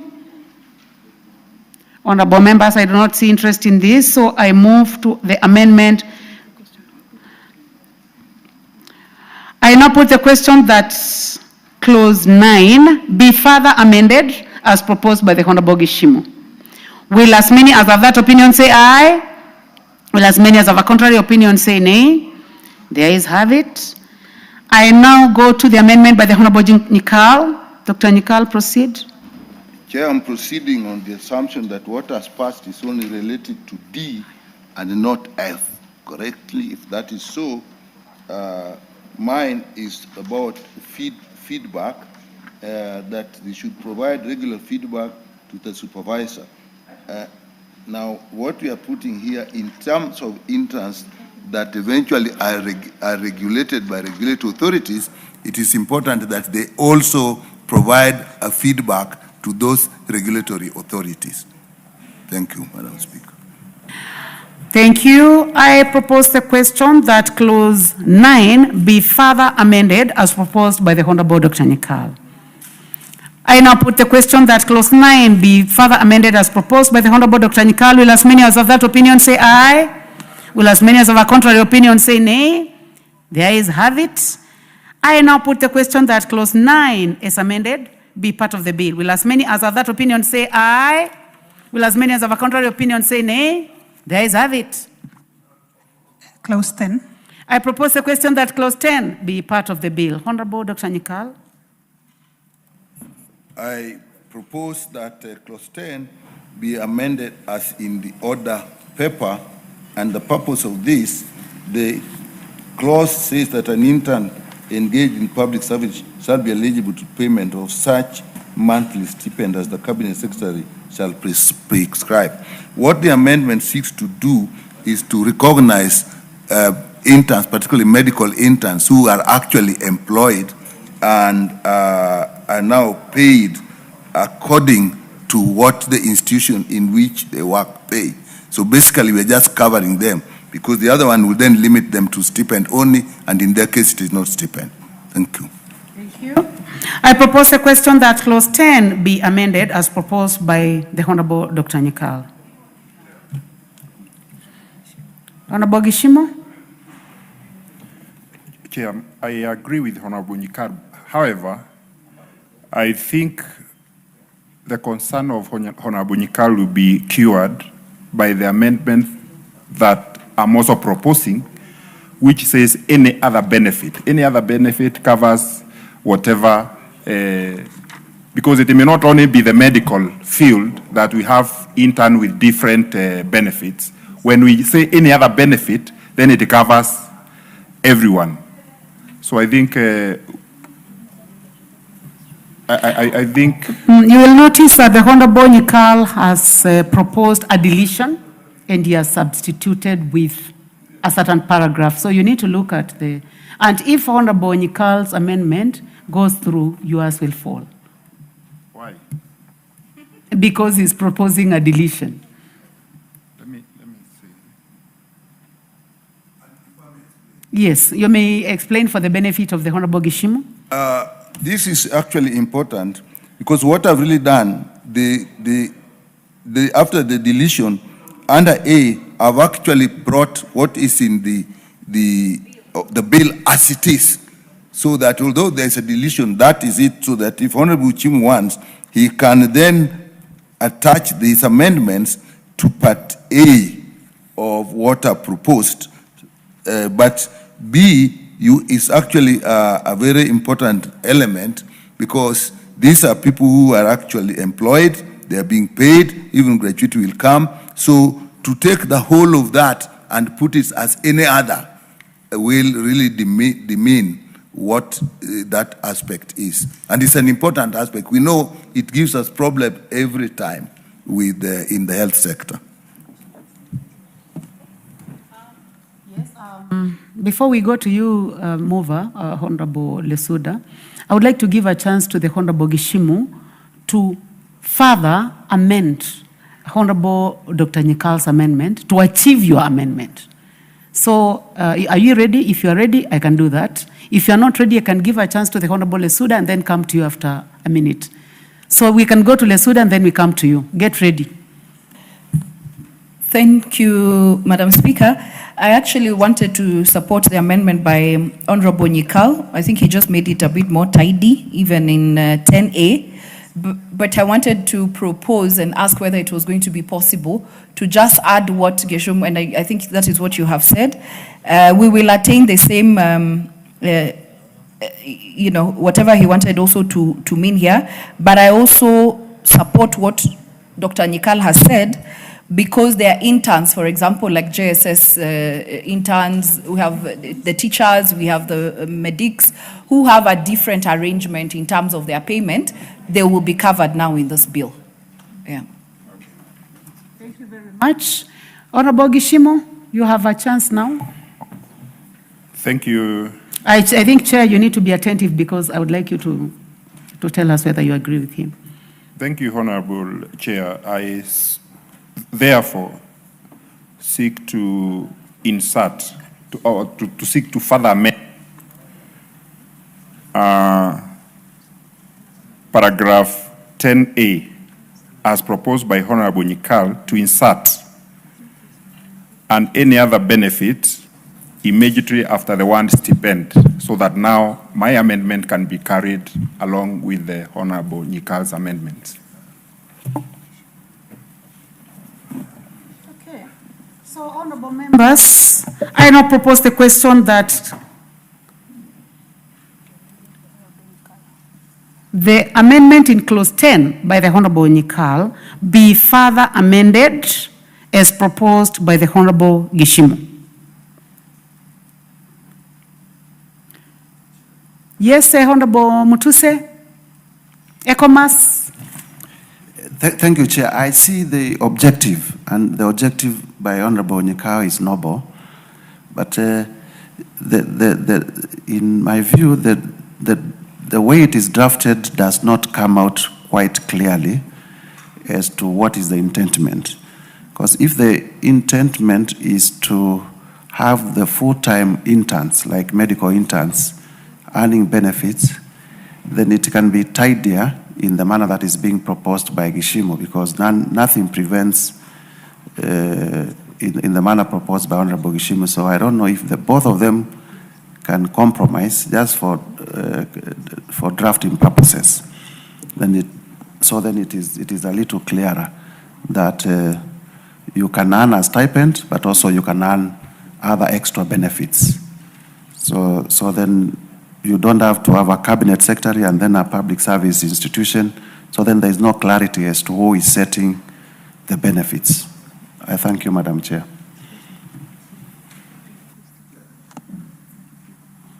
Honorable Nyikal?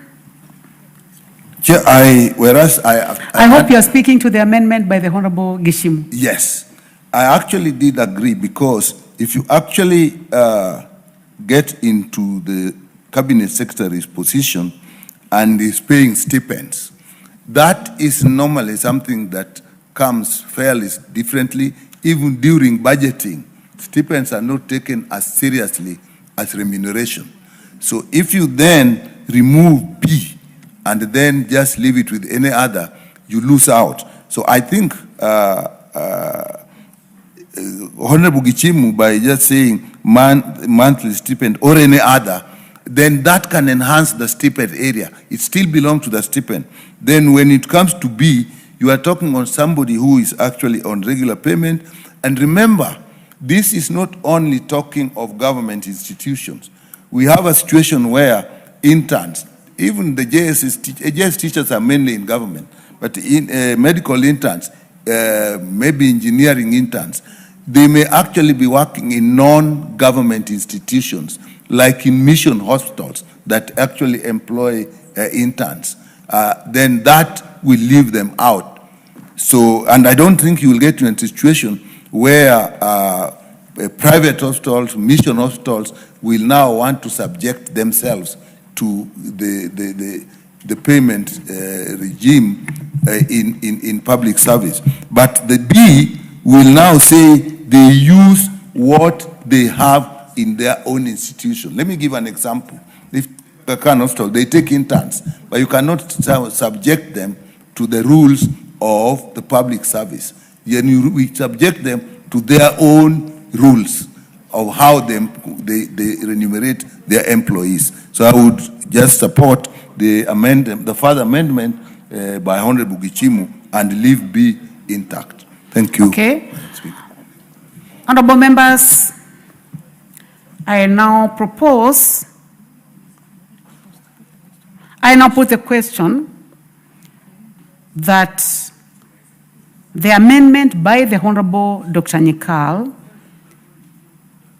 be further amended as proposed by the Honorable Gishimu. Will as many as have that opinion say aye? Will as many as have a contrary opinion say nay? The ayes have it. Now, I go back to the amendment by the Honorable Dr. Nyikal. I now put the question that clause 10 be amended as proposed by the Honorable Dr. Nyikal. Will as many as have that opinion say aye? Will as many as have contrary opinion say nay? The ayes have it. I now put the question that clause 10 as amended be part of the bill. Will as many as have that opinion say aye? Will as many as have a contrary opinion say nay? The ayes have it. So now, Honorable Gishimu's amendment falls. But the good part is that it's already taken care. So thank you very much.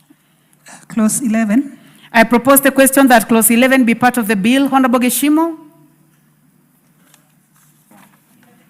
Clause 11. I don't have an amendment under clause 11. Unless you drop it, Let me you have an amendment and it is in the order paper. Let me check.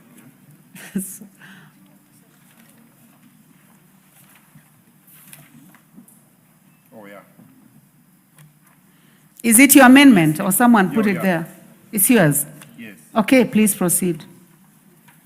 So, Honorable Chair, I propose to amend clause 11 by deleting the entire clause.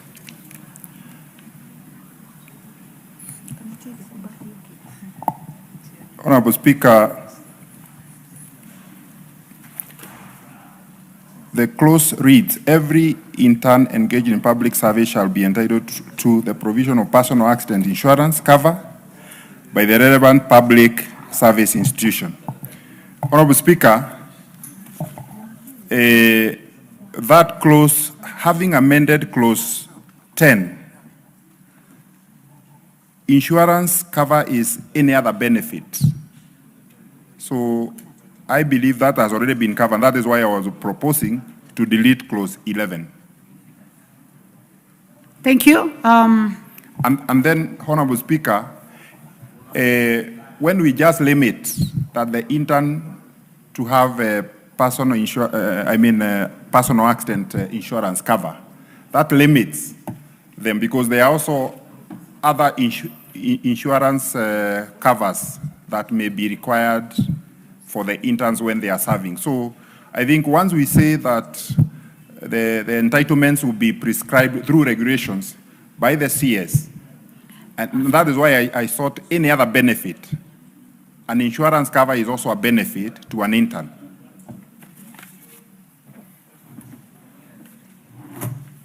Thank you. I propose the question that clause 11 be deleted as proposed by the Honorable Geshimu. I see a lot of interest in this. Yeah, starting with the Honorable Sunguli. Yeah, I support Madam Chair, especially in view of the fact that SHA is now not a responsibility of the employer. It is going to be quite in contravention of the fact that the employer does not participate in the SHA. And to ask the employer to go beyond SHA might be too expensive and needs to have budgetary implications. Thank you. Honorable Dr. Nyikal. Whereas appreciate, I would actually appeal to Honorable Gichimu that his any other there was good and covers many things. But I thought that my understanding of this, it is accident, provision of personal accident insurance. Now, my mind is thinking of people who are working in interns that are working in factories. You get young people, and during their training, like let's say engineers, then you put them in a factory, they work in a factory. Or you get, for example, people in civil engineering or architects or quantity surveyors. Then you take them to a building site. And those places, they are likely to be really accidents. And I think this is what we are talking about, not really medical cover. And I think going by Honorable Gichimu's other amendment of any other, it would actually be neat that if you say that any other will cover this, but I can see that any other does not commit the institution as much a clear indication, and you are thinking of people who are in areas prone to accident like factories and building sites. So I think let's protect the young people like that and leave that one stay. Honorable Giching loses nothing by the other early amendments in 10. So I would then oppose gently. You are opposing the deletion? Yes. Well, I want to hear from the chairman of the committee, the Honorable Ken Chonga. Chair, I support Dr. Nyikal because of I'm seeing some ambiguity on this. I support Chair. Are you supporting the deletion? That is exactly what I'm saying. You are supporting the deletion by the Honorable Geshimo. Dr. Nyikal. No, Dr. Nyikal is opposing. Oh, sorry. Honorable members, you have to be keen so that we can make progress. You are opposing deletion or you are accepting that Honorable Geshimo can go ahead and with the deletion? No, I'm actually opposing the proposal by Geshimo. You are opposing the deletion? Yes. Okay. Any other interest in this? Honorable Timothy Toroitich, member for Marakwet West. Then we'll close.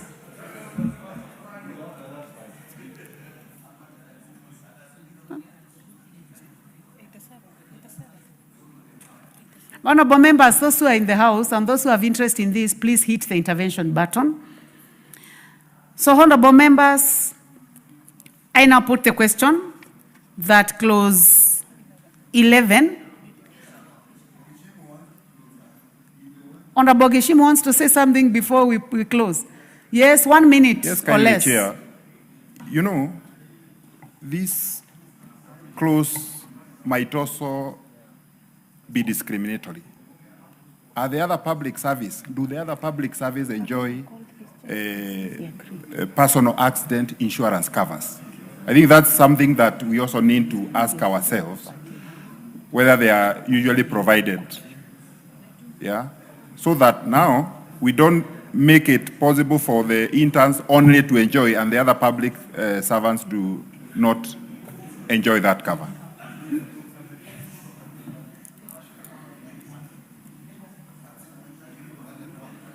I would like to give one final chance to the chairman of this committee.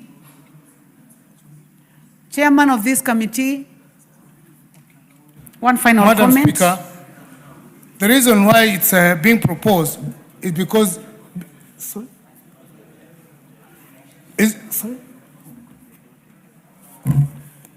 Madam Speaker, the reason why this is proposed is because they don't enjoy that benefit. And that's why it is being proposed. Honorable members, I'll just go ahead and put the question. I now put the question that clause 11 be deleted as proposed by the Honorable Geshimo. Will as many as are that opinion say aye? Will as many as have a contrary opinion say nay? The nays have it. I now put the question that clause 11 be part of the bill. Will as many as have that opinion say aye? Will as many as have a contrary opinion say nay? The ayes have it. Clause 12. I propose the question that clause 12 be part of the bill. Chairperson, Honorable Kenchonga. Speaker, as per the order paper, I propose the same, and the justification being that the amendment seeks to ensure that an intern shall be entitled to such a leave days as shall be determined by the Cabinet Secretary, having regard to the period of internship. Thank you, Madam Speaker. Thank you very much, Chairman. I propose the question that clause 12 be amended as proposed by the Chairman. I now put the question that clause 12 be amended as proposed by the Chairman. Will as many as have that opinion say aye? Will as many as have a contrary opinion say nay? The ayes have it. I now put the question. Honorable Dr. Nyikal, you have an amendment on the same. Speaker, clause 12 was talking about gratuity. And again, we are talking about people who actually are on salaries. And therefore, if we are there on salaries remuneration, they will actually be entitled to that. And therefore, I would say I'll make an amendment so that that does not apply to them, so that they are on salaries and they can get gratuity. That is the import of the amendment. Thank you. Thank you. I propose the question that clause 12 be further amended as proposed by the Honorable Dr. Nyikal. Honorable Ekomas Mutuse.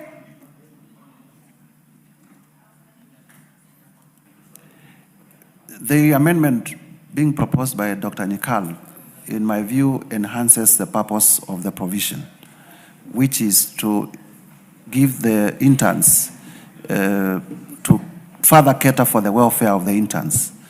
And because they will be providing services, and many times they provide service equivalent to those who are fully employed, it is only fair in terms of labor rights and labor relations that at the end of their internship period, they also get gratuity as proposed, and therefore I fully support. Thank you. I now propose the question that clause 12 be further amended as proposed by the Honorable Dr. Nikal. Will as many as of that opinion say aye? Will as many as of a contrary opinion say nay? The ayes have it. I now put the question that clause 12 as amended be part of the bill. Will as many as of that opinion say aye? Will as many as of a contrary opinion say nay? The ayes have it. Clause 13. I propose the question that clause 13 be part of the bill. Chairman, Honorable Kenchonga. Thank you, Speaker. A proposal just laid on the paper, justification being that the amendment seeks to expressly provide that an internship period under the bill shall be for a period between 6 and 12 months to ensure that an intern is afforded sufficient time to gain the requisite skills and experience. Thank you, Madam Speaker. Thank you very much. Chairman, honorable members, I propose the question that clause 13 be amended as proposed by the chairman. Yes? Honorable Sunkuli? Madam Chair, I oppose that amendment because it does not conform with the reality in Kenya. Most of the schools, the Rift Valley Institute, Utali College, and other, want their students to go for internship, but they are given a period of 3 months. Now, if we bring a law that excludes a huge number of people, it is not fair. I think the chairman should consider, in the interest of the hustlers, to remove that provision, please. Okay. Honorable members, please go to the intervention button if you want to deal with this one. I see the Honorable Irene Mayaka, nominated member. The Honorable Rahim. Is Mayaka here? Madam The Speaker. Honorable Rahim, Yes. member for North Imenti. I agree with Honorable Nikal because I think what is needed is clarity, and he has put the clarity there. So I agree with Honorable Nikal.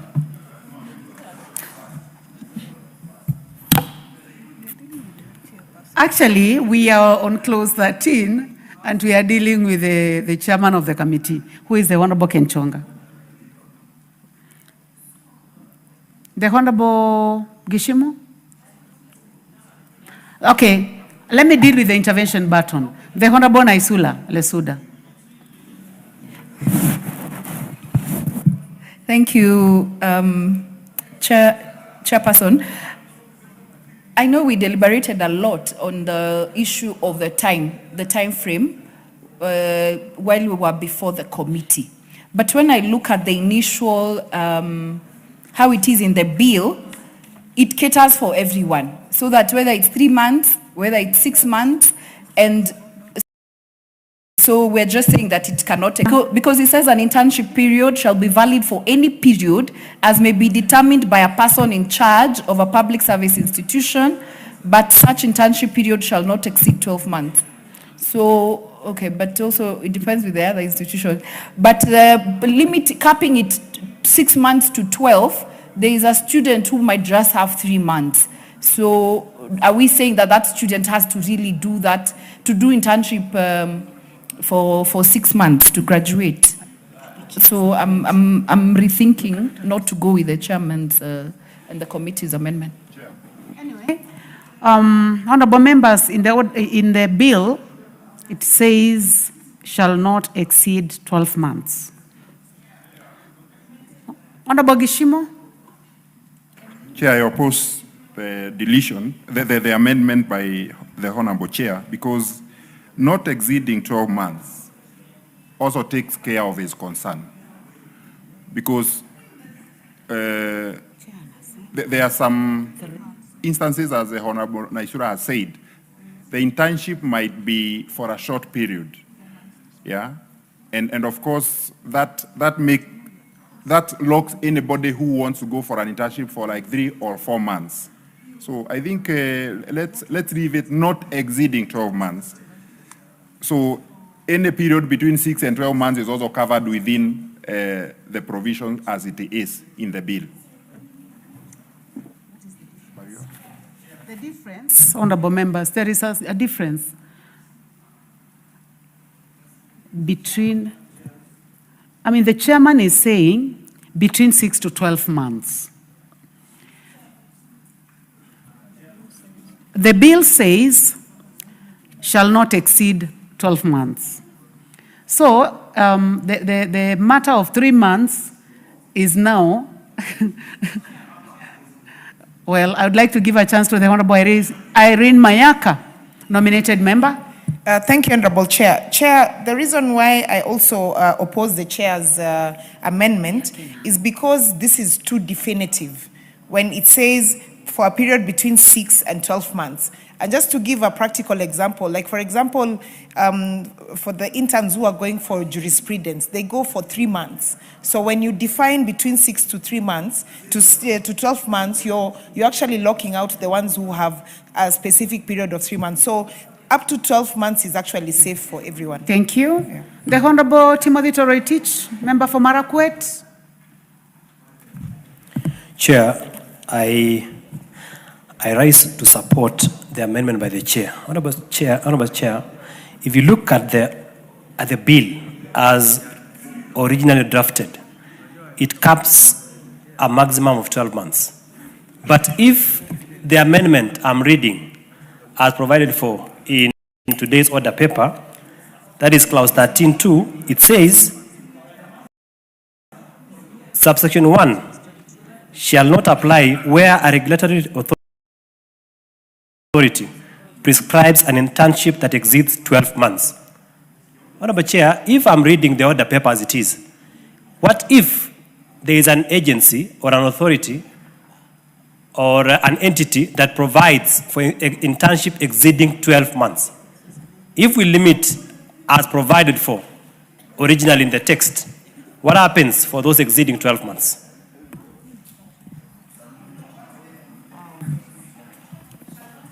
The chairman is clear about 6 to 12, so it cannot exceed as per this bill, even the chairman's, even for all the other amendments. Yeah. So, honorable members, do I go ahead and put the question? I proceed.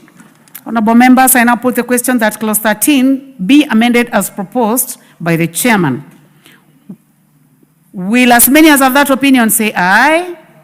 Will as many as have a contrary opinion say nay? Nay. The nays have it. I now put the question. We have another amendment on the same by Dr. Nyikal. I hope you can move faster, honorable members. Okay, we're moving faster. That having passed, what my amendment is taking into consideration, for the majority of interns that are not under regulatory authorities, that will be suffice. So all I'm saying is now, my amendment is saying that that will not apply for situations where a regulatory authority requires more than 12 months. So that we limit it, and to a large extent, this will actually be medical interns who may require more than 12 months. So that the application, what we have said, applies for everybody. But when you come for pre-registration interns, then the regulatory authority requirement is important, so that we don't create a conflict in the law. Thank you, Madam Speaker. Thank you. Thank you very much. Honorable members, I now put the question that clause 13 be amended as proposed by the Honorable Dr. Nyikal. I now put the question that clause 13 be amended as proposed by the Honorable Nyikal. Will as many as have that opinion say aye? Aye. Will as many as have a contrary opinion say nay? The ayes have it. I now put the question that clause 13 as amended be part of the bill. As many as have that opinion say aye. Will as many as have a contrary opinion say nay? The ayes have it. Clause 14. I propose the question that clause 14 be part of the bill. Honorable Lesuda.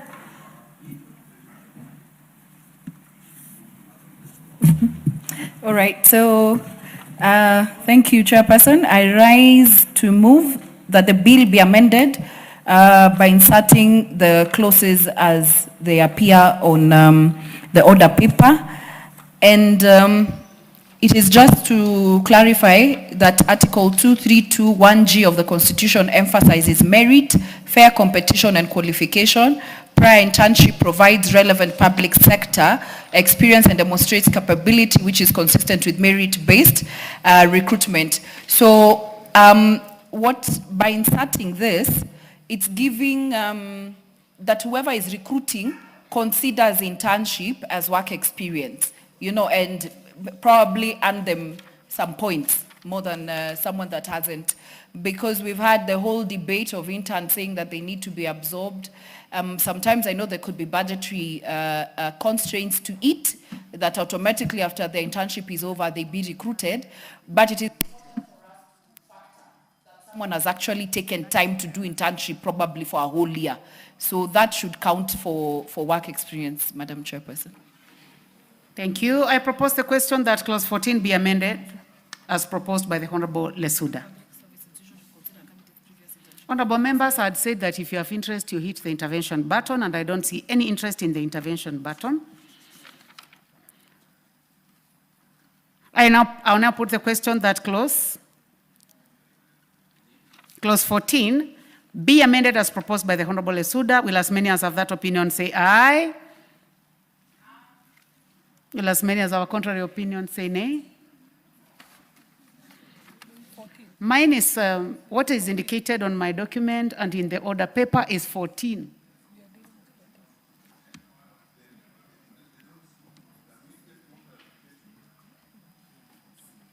It's 14. You actually moved properly. You indicated 14. So let's proceed. Will as many as have that opinion say aye?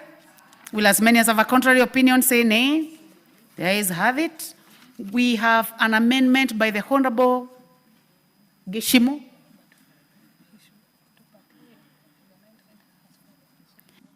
It is important for you to know that part A of your amendment has already fallen because we have carried the one by the Honorable Lesuda. What is out of order, Honorable Lesuda? Order paper, I think I moved because if you check the new clause 15A, I did 15 and not 14. Is that so? Yeah, because 14 is different, and I also have a paper. So we can go back to 14 and I don't know. It's 15 on the order paper. The one I moved on the interns experience being factored when they're being recruited.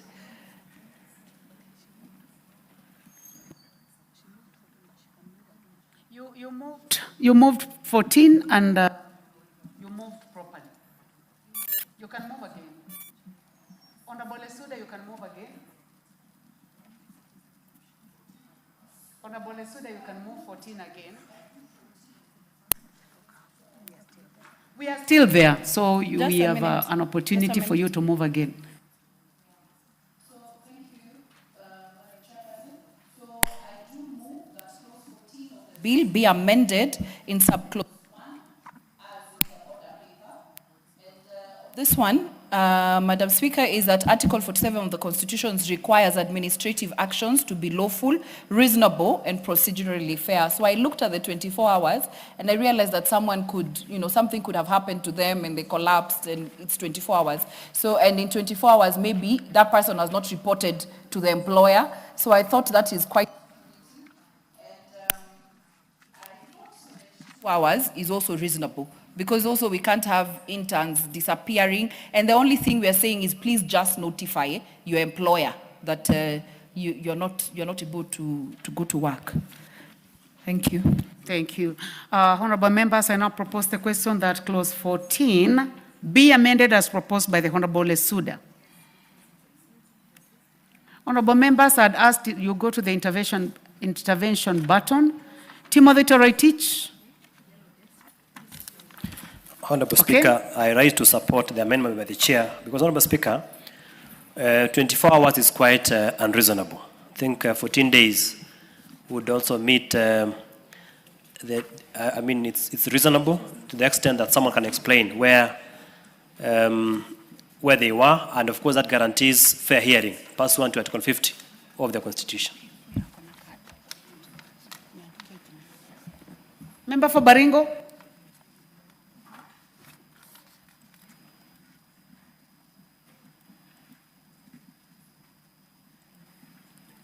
Thank you so you much, have it. Madam Chair. I also want to support the amendment by my sister, Honorable Lesuda, because 24 hours is relatively, but depending on the circumstance individual can have, it is good if we can consider this because of the humanity. Thank you, Madam Thank Chair. you very much, Member for Baringo. The Honorable David Mboni, Member for Kitwiro. Thank you very much. I think 24 hours is quite a short period. But of course, 14 days is quite serious. 14 days is quite a lot. So I think I'd like to agree with the Mheshimiwa Bensuda that Lensuda, sio Bensuda, that we can reduce this time to a bit, maybe 72 hours or something like that. But 14 days is. Honorable Gishimo. Honorable Chair, I also support my colleague's amendment, Honorable Naisura. I drop my amendments and go by her amendments so that these interns can also be serious in their work. And also it provides for a provision of explaining why you are absent. So I think 72 hours is good, 3 days. So you are officially, you are withdrawing Part A. Yes. But you still want to prosecute C and D? Yes. Or you have withdrawn everything? No, I will prosecute the other two. Okay. So, honorable members, I propose the question. Honorable Dr. Nyikal. Some guidance.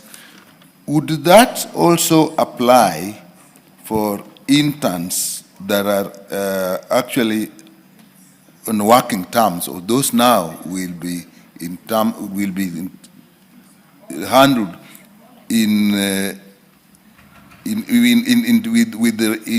the labor laws? Because if you're thinking of somebody who is actually employed, is actually being paid, and then their interns being discontinued on these grounds, for an intern who is actually just getting experience, it's okay. But for somebody who is actually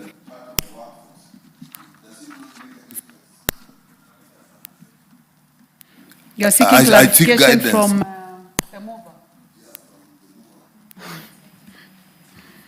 I give you a minute, Honorable Lesuda. Thank you. You know, the amendment is, I think this is something reasonable for anyone who's on internship.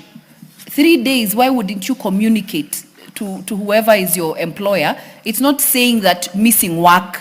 It is saying without permission or reasonable cause for a period exceeding 24 hours. So just notify your employer on why you're out of work, whether you're employed fully as an intern or you're there to gain experience. So it cuts across. Thank you. Honorable members, I now put the question that clause 14 be amended as proposed by the Honorable Lesuda. Will as many as have that opinion say aye? Will as many as have a contrary opinion say nay? The ayes have it.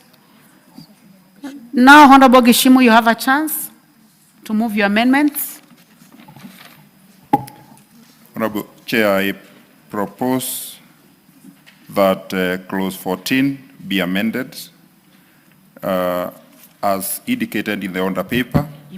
And I'm seeking a deletion of clause 14(1)(c) and 1(d), because one of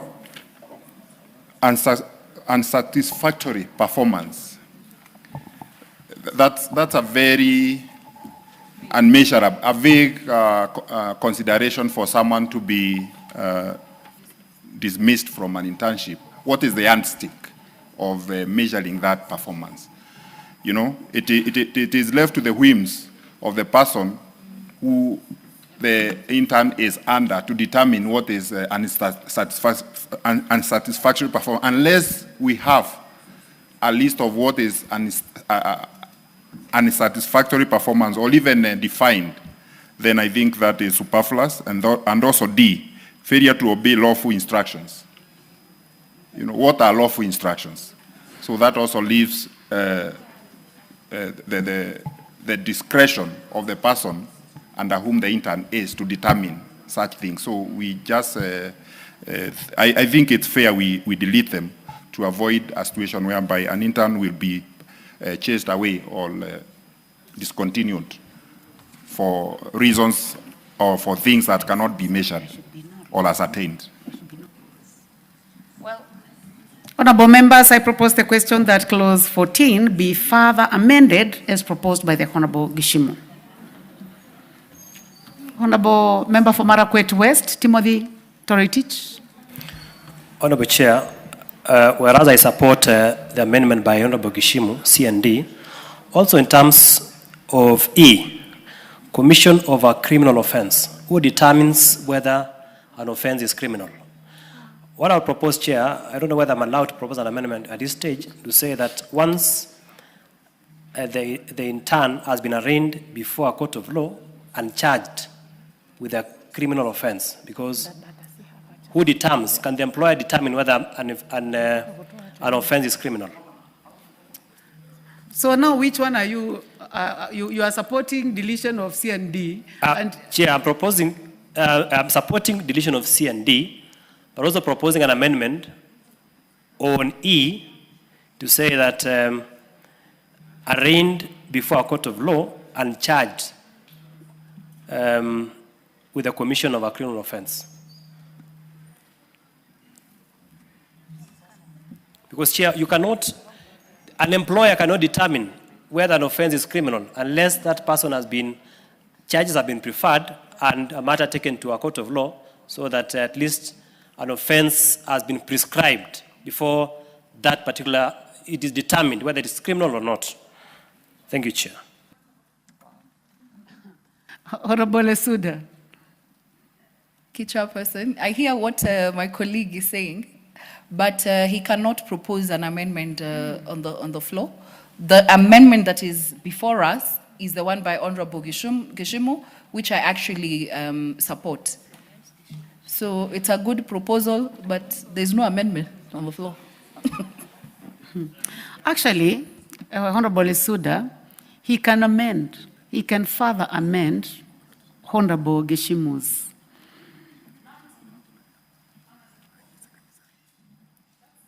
I'm well guided, but I thought this is a totally different amendment because it's not just, Gishimu is talking of deletion of B and C, so can we deal with that?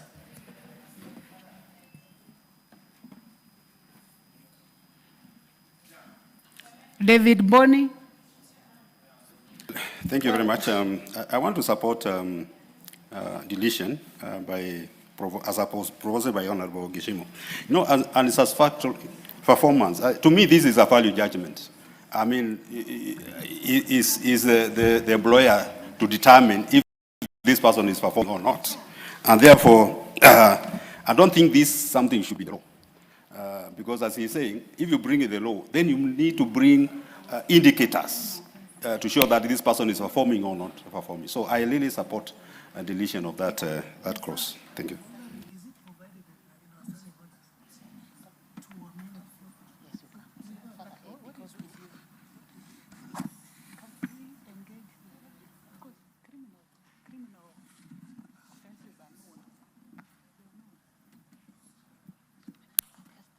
Honorable members, criminal offenses are known.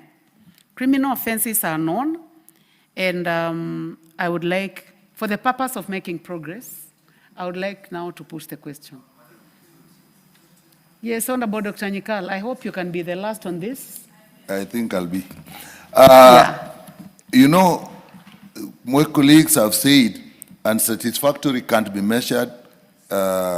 Criminal offense again needs that, and I do support that they actually get deleted because Under 15, the Cabinet Secretary may make regulations for the benefit of carrying out of this act. It means, now if they want those details, then that is left to the Cabinet Secretary to bring in. So deleting them does not actually deny the system a way of getting those unsatisfactory, determining a criminal offense, because the regulations can take care of that. So I will also go that we can actually delete them. Honorable members, I'll put the question.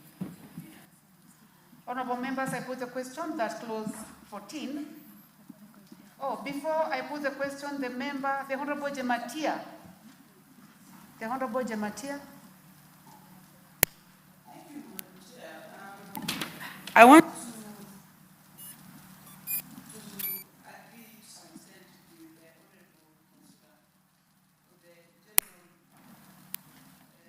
clauses, specifically the Intention of the mover, it was very positive, considering that this is going to be new people, someone coming to a place of work. And if you look at the gross and disorderly conduct and performance, there should be a way that this should also come out, as much as deleting proposal is good. There should also be a proper guidance on how this procedure should be done. In place of that return, what about the what is in their place? That we actually put this into use of proper guidance on that. Honorable. I want to put the question, honorable members. Honorable members, and I'll put the question that clause 14 be further amended as proposed by the Honorable Gishimu. Will as many as have that opinion say aye? Will as many as have a contrary opinion say nay? Honorable members, I do not have a vote. I have no, so I'm going to put the question again. I now put the question that clause 14 be further amended as proposed by the Honorable Gishimu. Will as many as have that opinion say aye? Aye. Will as many as have contrary opinion say nay? The ayes have it. And I now put the question that clause 14 as amended be part of the bill. Will as many as have that opinion say aye? Will as many as have contrary opinion say nay? The ayes have it. Clause 15. I propose the question that clause 15 be part of the bill. Honorable Gishimu.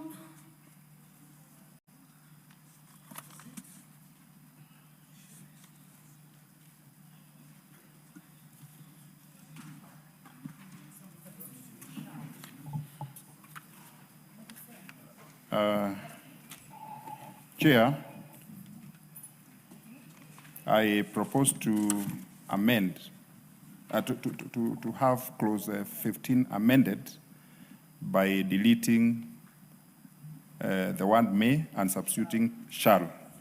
The Cabinet Secretary shall make regulations for the better carrying out of the provision. Because if we leave it as it is, then it does not obligate the Cabinet Secretary to make those regulations. Thank you. Honorable members, I propose the question that clause 15 be amended as proposed by the Honorable Gishimu. Yes, Honorable Sunkuli. Madam Chair, the Honorable Gishimu is the Vice Chair of Delegated Legislation committee where we both sit. And this is where they get the power. But it is really difficult to put this as a mandatory clause. Let it be a discretionary matter that the Cabinet Secretary will undertake. Because if you compel him to make regulations, he will make the regulations whether they are necessary for the better carrying out. But all of these enabling provisions in other acts have always been discretionary. So I would urge him, although he's my boss there, to just drop that one.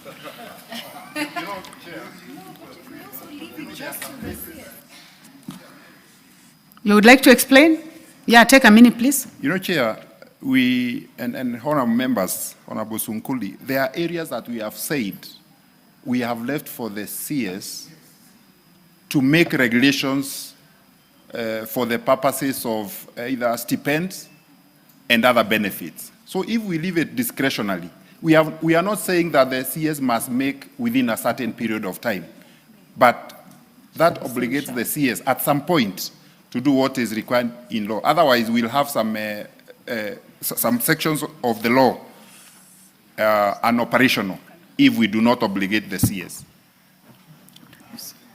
So, honorable members, I'll go ahead and put the question. I now put the question that clause 15 be amended as proposed by the Honorable Gishimu. Will as many as have that opinion say aye? Aye. Will as many as have a contrary opinion say nay? The ayes have it. We have a further amendment by the chairperson, the Honorable Ken Chonga, from the Committee on Labor. Yeah, Madam Speaker, as laid on the order paper, I propose the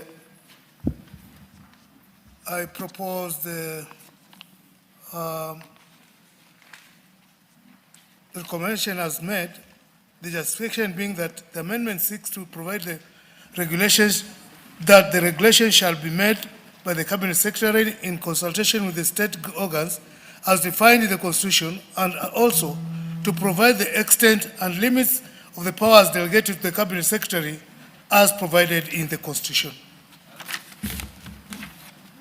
I propose first, before. Thank you. Honorable members, I propose the question that clause 15 be further amended as proposed by the chairperson, Departmental Committee on Labor. Honorable Sunkuli? I have a problem with that because clause 15 is a provision on delegated legislation. And this one seems to produce another issue. Is it the one that says in recruiting the candidates for employment, a public service institution shall consider a candidate's previous internship? That's a new one. It's a new clause. Which new new subclause. From my notes, it's a new subclause. And then let me reserve my comment. I heard the voice of the Deputy Speaker. I heard the voice of the Honorable Boss Gladys. Okay. So, honorable members, I now Timothy. Honorable Timothy Toretich, member for Marakwet West. Chair, I have an issue with that proposed amendment, further proposed amendment. Honorable Chair, the Committee on Delegated Legislation is a committee charged with looking at statutory instruments in this House. Honorable Chair, it is the committee to determine whether that particular instrument is compliant with the Constitution, determines the upper limits, and what is provided for under that particular instrument. So, Honorable Chair, the way the document is drafted is enough. It doesn't need the minister to determine the limits of that particular law. I think the way it is drafted is okay, and I oppose that particular further amendment. Well, honorable members, I now go ahead and put the question. I now put the question. Okay. Honorable Sunkuli. I would really urge that we don't pass this amendment, because and I want to be on record on it. Because how can you put a law that says that the Cabinet Secretary shall make these regulations in consultation with the relevant state organs? Who are the relevant state organs? Who are you requiring the Cabinet Secretary to consult? I think let's pass laws which we can actually implement. There is no relevant. Let give the power to the Cabinet Secretary, or say they should consult the DG or somebody. But relevant. Yes, what is out of order, Honorable Lesuda? Not really out of order, but I wanted to say that, especially the fact that there is A, B, C, and all this just sounds like, consultations. It can really impede how fast these things can move. And someone can actually go to court and say, but I was not consulted. So I think if we just leave it as it is, it will also make the law be implemented faster. Chairman? Because who are the relevant authorities? Thank you very much. Honorable members, can I give you a chance to make a decision on this? Or I give you a chance...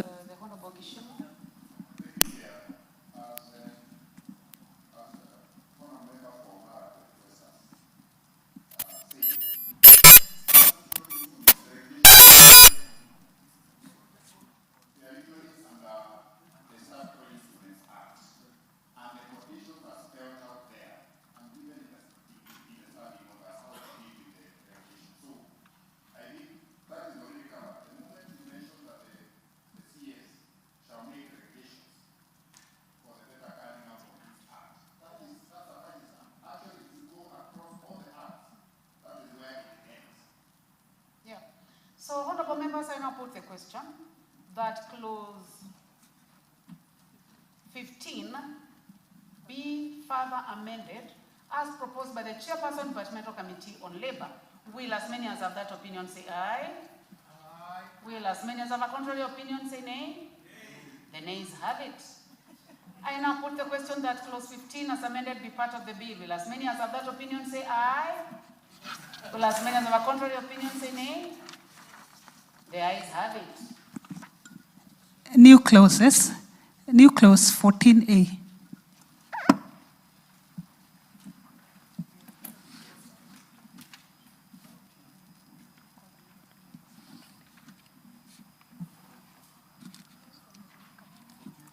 Yeah, I call upon the mover, the Honorable Dr. Nikal, to move second reading of the new clause. 14A.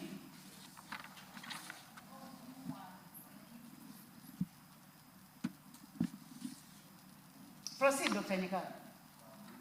Can you give him the mic? Thank you, Chair. I wish to move that clause 14A be now read a second time. And, Madam Chair, the essence of this is that the regulatory authority will not lay a fee on an institution offering registration internship. Madam Speaker, I say this because some regulatory authorities have actually decided to be a big problem. Because these people agree to take up the interns in pay the contribution. It's not fair again to charge the same institution some fee. And so I think we need to now give the institution free to take the interns, if possible, pay them, but not pay fees on them. With that, I need to ask somebody to second. I propose first. Honorable members, I propose the question that new clause 14A be now read a second time. Honorable Sunkuli. I'm in a difficult position of having to, again, Dr. Njikal being my chairman of the Health Committee. But I agree with the concept that he has made, except that it needs to be followed with a definition of the word pre-registration. Because pre-registration is not known in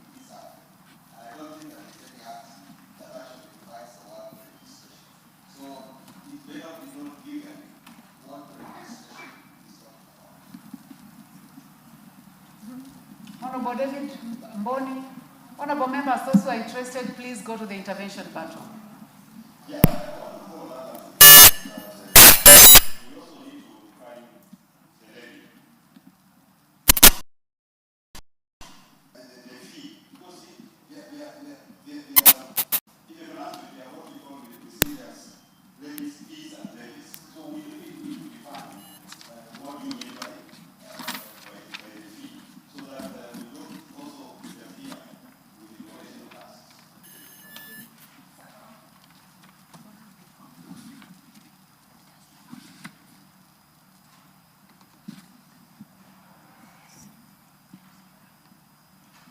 Honorable members, I'll go ahead and put the question that clause 14A be now read a second time. Will as many as have that opinion say aye? Aye. Will as many as have a contrary opinion say nay? I want to put the question again. I put the question that new clause 14A be now read a second time. Before I put the question, Chairman, proceed. The principle is good, maybe the terminology is not correct. I'm not a lawyer, so actually can be guided. But let me say what I have in mind. Then we can actually make the amendment. You see, the regulatory authorities, like the medical dentist law, now they some of them actually charge fee when interns are sent there. Sometimes they say they're going to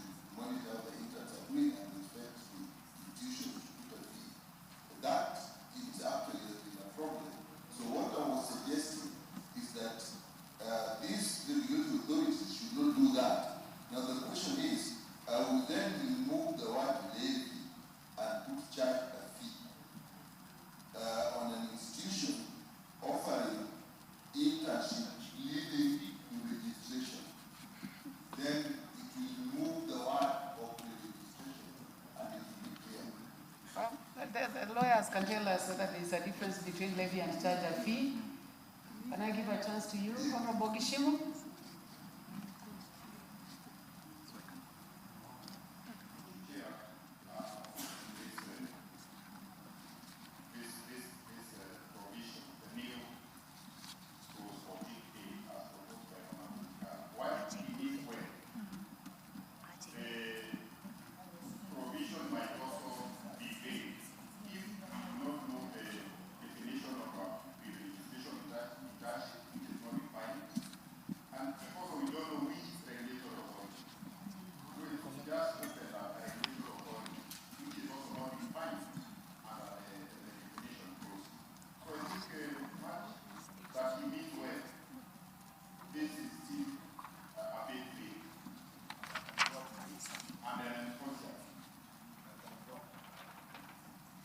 Well, I'll be putting the question shortly. You are dropping it? Okay, thank you, Honorable Dr. Nikal, for dropping. Honorable members, before we proceed, I would like to recognize our guests. Seated in the public gallery this afternoon, a delegation of chiefs from Bura constituency, Tana River County. You are welcome to the National Assembly to observe proceedings of the House. Yes,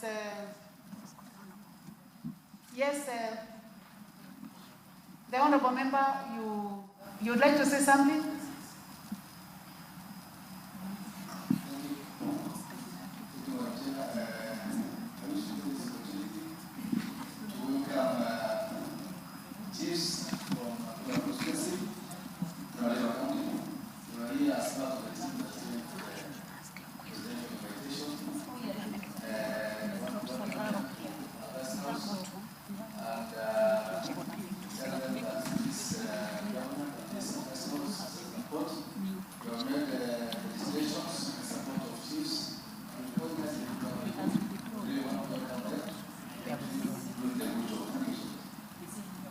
Thank you very much, Member for Bura. So, the Honorable Dr. Nikal has dropped new clause 14, and for purposes of clarity, we do not have any new clause 14A.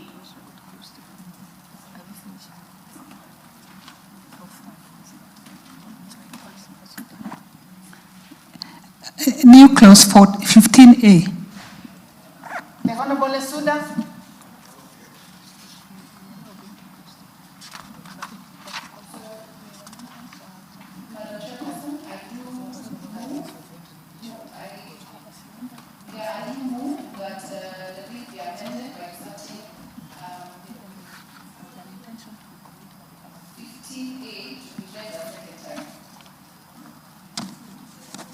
Thank you. I propose the question that new clause 15A be now read a second time.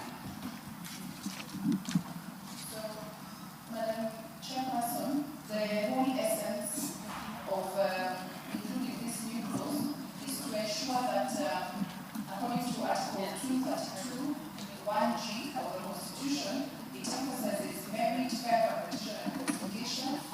And so, high internship provides relevant public sector experience and demonstrates capability which is consistent with merit-based recruitment, so that any individual who has got internship is then favored in terms of being given more priority or probably given some marks to see that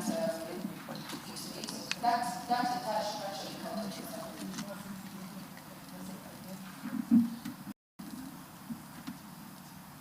The Honorable George Fokaiti. Thank you, Madam Speaker. I don't think I have no problem with that. I wanted to support. I'm now going ahead to put the question. I now put the question that clause 15A be now read a second time. Will as many as have that opinion say aye? Will as many as have a contrary opinion say nay? The ayes have it. I propose the question that the new clause 15A be part of the bill.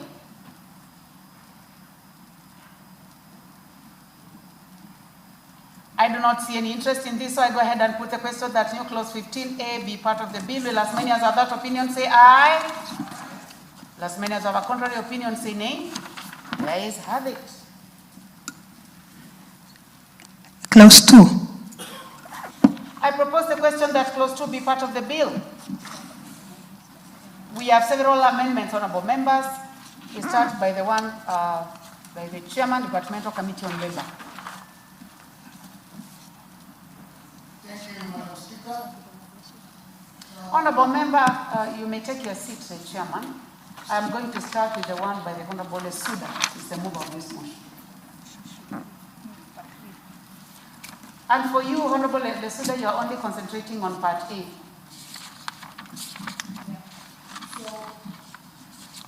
Chairperson, I do move that clause 2 of the bill be amended as it is on the order paper, and the aim towards this is that including county government structures within the bill would not legislate deemed for county public service management, which is a county function under Article 251. Removing this legislation ensures that the bill applies to the national public service, preventing a constitutional intrusion into the county. I propose the question that clause 2 be amended as proposed by the Honorable Lesuda.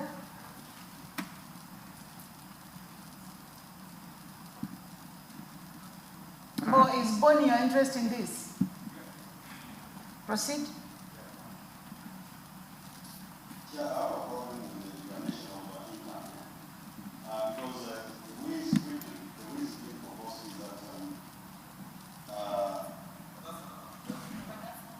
That's a different one. So I now put the question that clause 2 be amended as proposed by the Honorable Lesuda. Will as many as have that opinion say aye? Will as many as have a contrary opinion say nay? The ayes have it. So you moved Part A, and you also have Part C.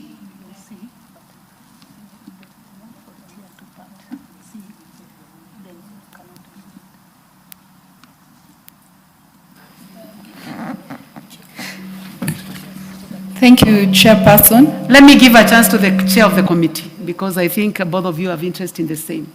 Chairman, please. Madam Speaker, I fully support the proposal by Honorable Lesuda. I have no problem with that.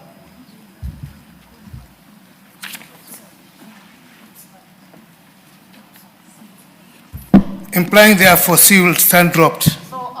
Honorable members, for record, since we have carried, since clause 2 Part A is carried, now clause 2 Part C falls by the chairman of the committee. So you may proceed, Honorable Lesuda, again. You have another amendment in Part B and C.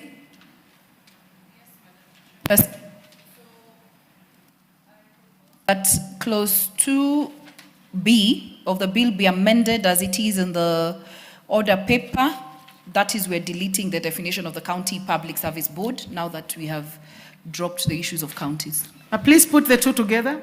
And it's neater that way. Yes. And in clause C, in the definition of public service, so by deleting the words and include both the national and county governments. No. So, Madam Chairperson, it's just substituting, therefore, the words in the national government, and we drop everything to do with county government. Honorable members, please be keen because you realize that these amendments are overlapping. Yeah. So I propose the question that clause 2 be further amended as proposed by the Honorable Lesuda. I now put the question that clause 2 be amended as, further amended as proposed by Lesuda. Will as many as have that opinion say aye? Will as many as have a contrary opinion say nay? The ayes have it.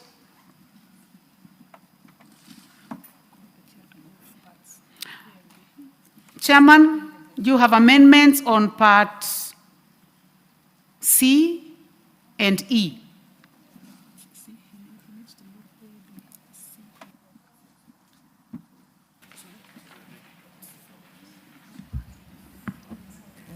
Madam Speaker, I think I'm already on record. Chair, please move all your amendments, apart from C.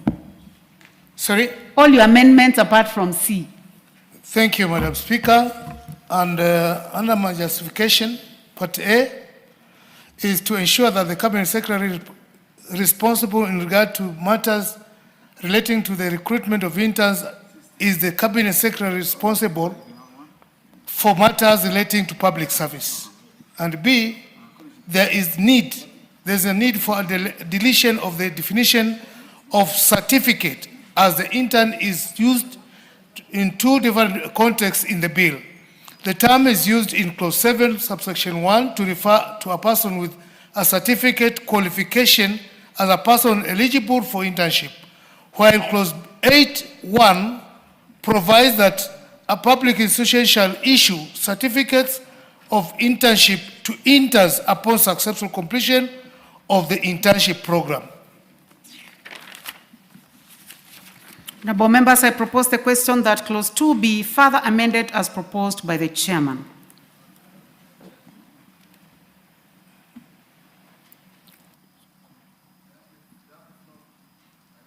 You don't have a card. Yes, Honorable Sunkuli. Madam Chair, I support the deletion of the word certificate, especially because there would be too many definitions. Under the Kenya National Examinations Council Act, it would be a different definition from this, and at any rate, it's not very clear what kind of certificate that would be. But if the chairman has moved all the amendments, and I have an amendment of mine that is similar to his, if I could just use this opportunity to further amend his so that I don't have to move mine. Is that acceptable? We can finish the ones for the chairman, then. Mine is very small on C. That is in the definition of internship by deleting. You to move later. All right, but. Yes, you may. Please go ahead and speak. Under C, he wants the definition of the word internship by deleting the word "and" and substituting therefore the word "or" is what I had also proposed. But, Madam Chair, I support that one. Yeah. I can see that you have your opportunity to move your amendment. But it will be relevant after. It will be relevant that time. It will not be, because I was just wanting to delete another word, future, but it doesn't matter. I will drop mine when it comes. I wanted to make it neater. I would like to hear you. Yeah, just look at the word intern, internship. The second last line says that an intern can have either acquisition to enhance future employability. I was proposing to amend his amendment by also deleting the word future and leaving it just as employability. But the rest of "and" fulfill legal requirements. We all agree that it's not "and", it is "or". So I agree with the chairman, but I ask him to accommodate the deletion of the word future so that it leaves employability. Then they'll be together with mine.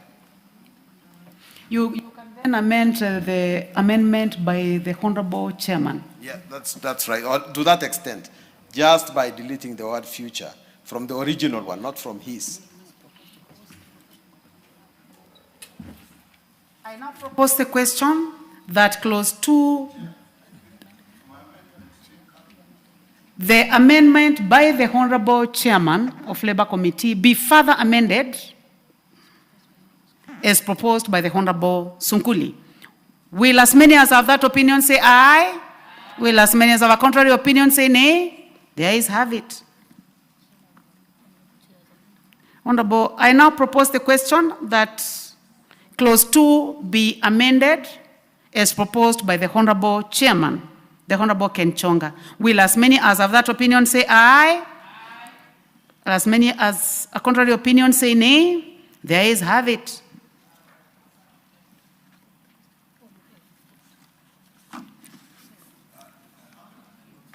We have another amendment by...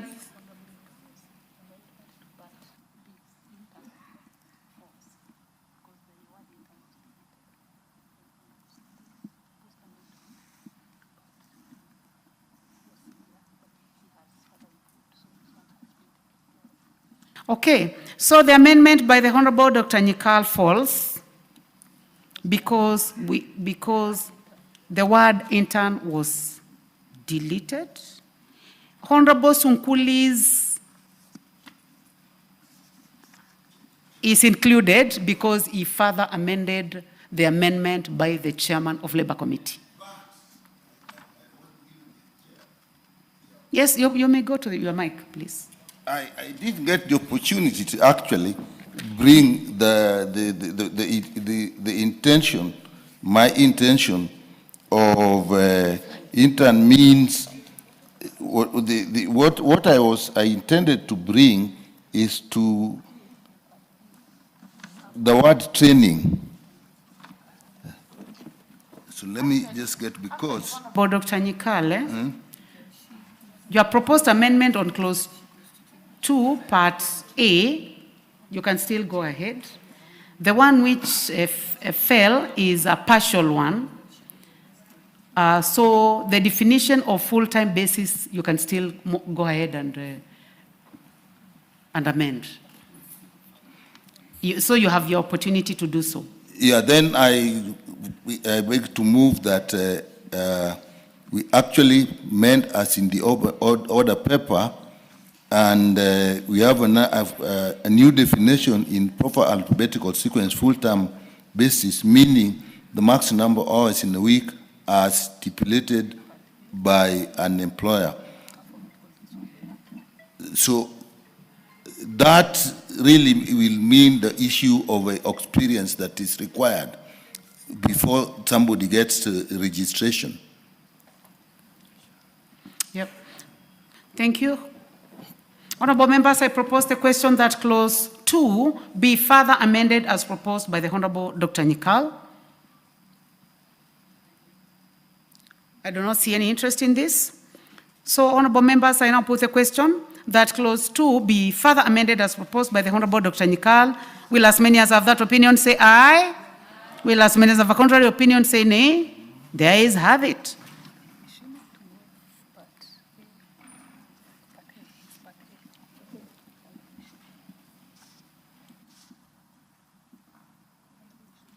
Honorable Kishimu, it's a Honorable Sunkuli. The Honorable Sunkuli, it's already taken care, right? It's done. Thank you very much.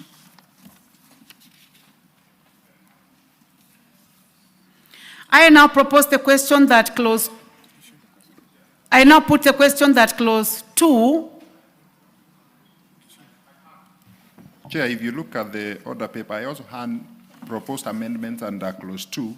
However, they've already been accommodated by what has been proposed by the chair of the committee, Honorable Chonga, and also the second part on the county executive member has also been accommodated by the amendment which has been carried and had been proposed by the mover, Honorable Lesunda. Yeah, we noted that the 2 fell. Yes. Because they were already taken care. Okay. So, honorable members, I now put the question that clause 2, as amended, clause 2 be amended as proposed. Will as many as have that opinion say aye? Will as many as have a contrary opinion say nay? The ayes have it. I now put the question that clause 2, as amended, be part of the bill. Will as many as have that opinion say aye? Will as many as have contrary opinion say nay? The ayes have it. Long title. I propose the question that the long title be the title of the bill. I now put the question that the long title be the title of the bill. Will as many as have that opinion say aye? Will as many as have a contrary opinion say nay? The ayes have it. Clause 1. I propose the question that clause 1 be part of the bill.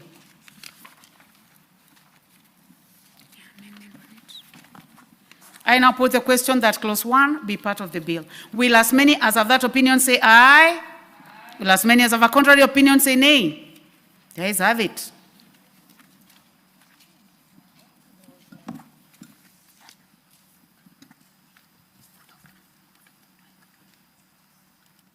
There was some issue about clause 7.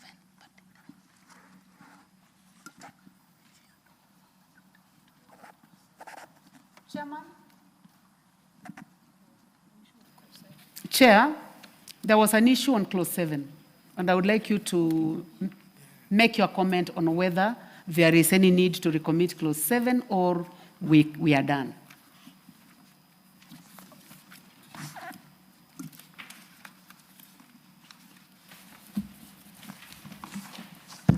Madam Speaker, I think as discussed and contributed, I have no further issue on this matter.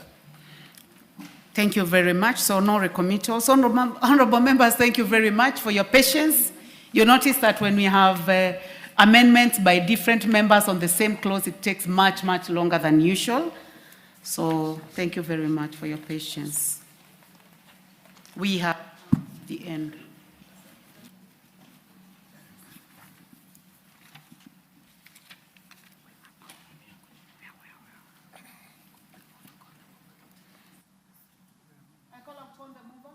Report.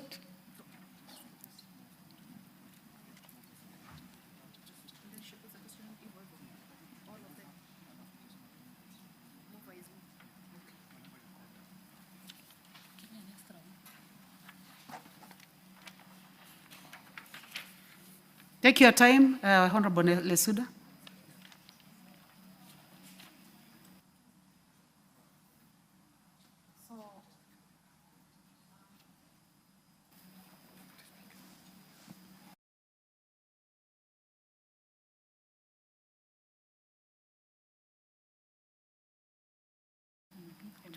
Honorable Chairperson, I beg to move that the committee do report to the House its consideration of the Public Service Internship Bill, National Assembly Bill number 63 of 22, and its approval thereof without amendment.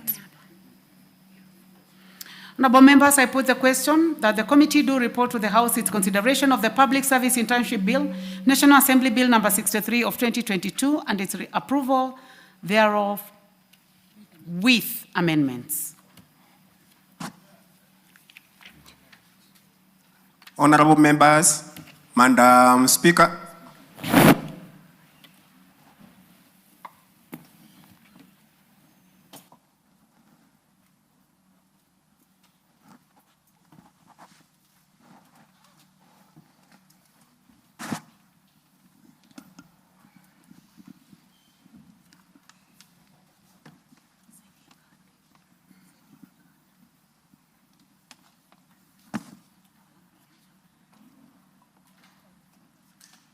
Chairperson? Chairperson?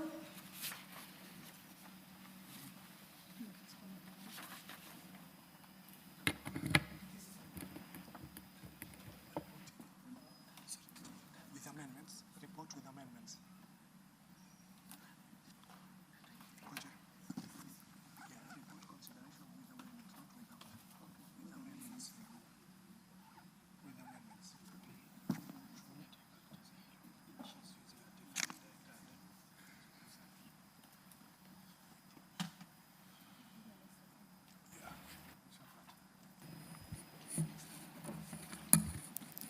Honorable Speaker, I beg to report that the Committee of the Whole House has considered the Public Service Internship Bill, National Assembly Bill number 63 of 2022, and approved the same with amendments.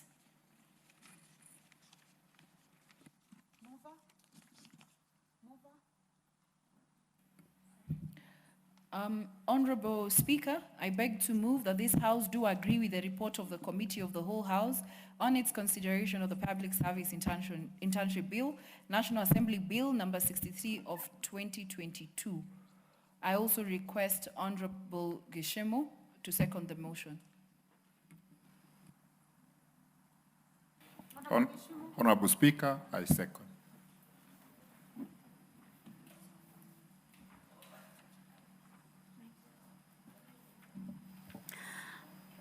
Honorable members, I propose the question that this House do agree with the report of the whole House on its consideration of the Public Service Internship Bill, National Assembly Bill number 63 of 2022. I put the question. I now put the question that this House do agree with the report of the Committee of the Whole House on its consideration of the Public Service Internship Bill, National Assembly Bill number 63 of 2022. Will as many as have that opinion say aye? Aye. Will as many as have a contrary opinion say nay? The ayes have it. Mover to move third reading. Honorable Lesuda.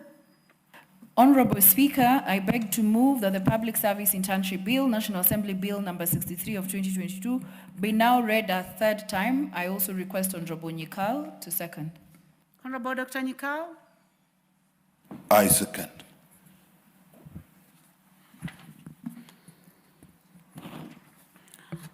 Honorable members, I propose the question, which is that the Public Service Internship Bill, National Assembly Bill number 63 of 2022 be now read a third time. Yes, Honorable Lesuda.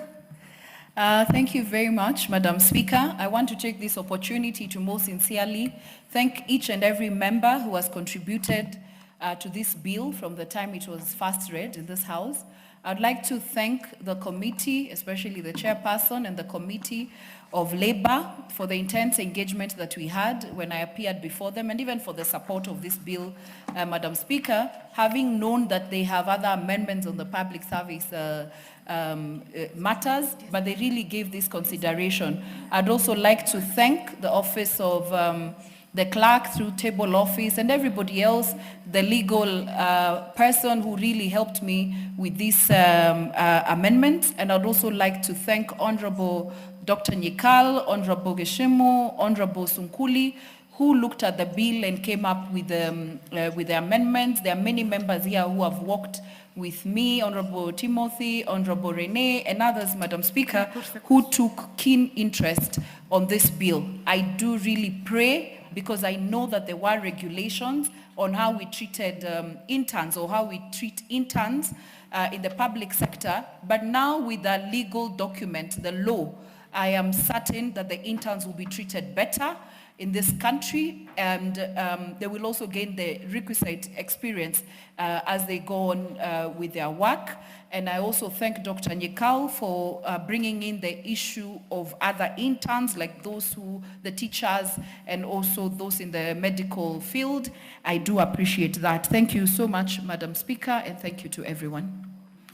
Thank you. The Honorable Dr. Nyikal. Thank you, Madam Speaker. This is actually a very important bill because the issue of interns actually had become abusive in some ways. A lot of young people were taken into institutions. Sometimes they actually did meaningful work, and sometimes there was no regulation. They spent time there. At the end of it, you couldn't be quite certain what they did. But more importantly, Madam Speaker, this bill with amendments has attempted to actually put a very clear distinction between internship that we normally expose young people to so that they get experience and so that they acquire some skills from interns who, apart from getting experience and acquiring some skill, actually require to be by regulatory authorities to be registered. So now we have something guiding how they're registered, guiding how they're remunerated.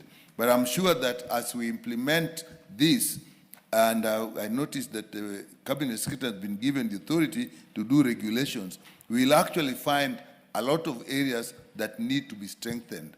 In fact, after some time, I presume that we may even have to have amendments, particularly in areas that deal with professional experience pre-registration. Because many times you have heard people saying these are students and they are not workers, and therefore they cannot be remunerated properly. This bill is taking us in that direction.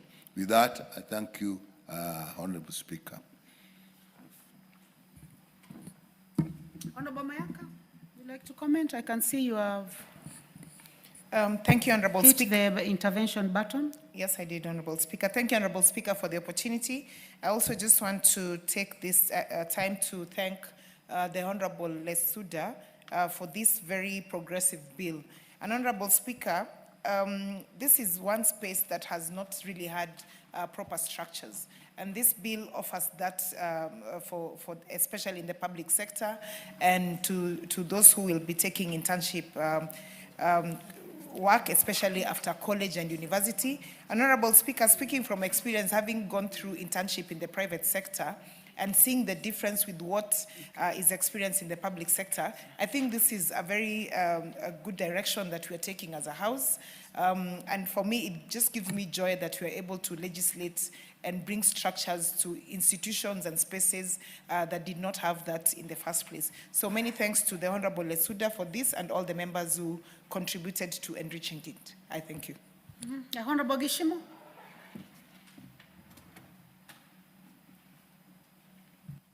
Thank you, Honorable Speaker. I'm also happy for the youth of this nation, millions of the youth whose now internship now has a legal framework. Previously, it was just loosely handled, but with the leadership and of Honorable Lesunda, this House has really considered the youth of this nation, and I hope that this law will be assented into an act of parliament very soon, so that thereafter we can follow up with the relevant CS for the purposes of regulations that will enable or actually make some of the clauses actually actualize them and operationalize them. So, Honorable Speaker, happy for Honorable Esunda, the House at large, and all the members who took interest in this bill for the benefit of the millions of youth in this country. Thank you, Honorable Speaker. The Honorable Ken Chonga, Chairman Labour. Thank you, Madam Speaker.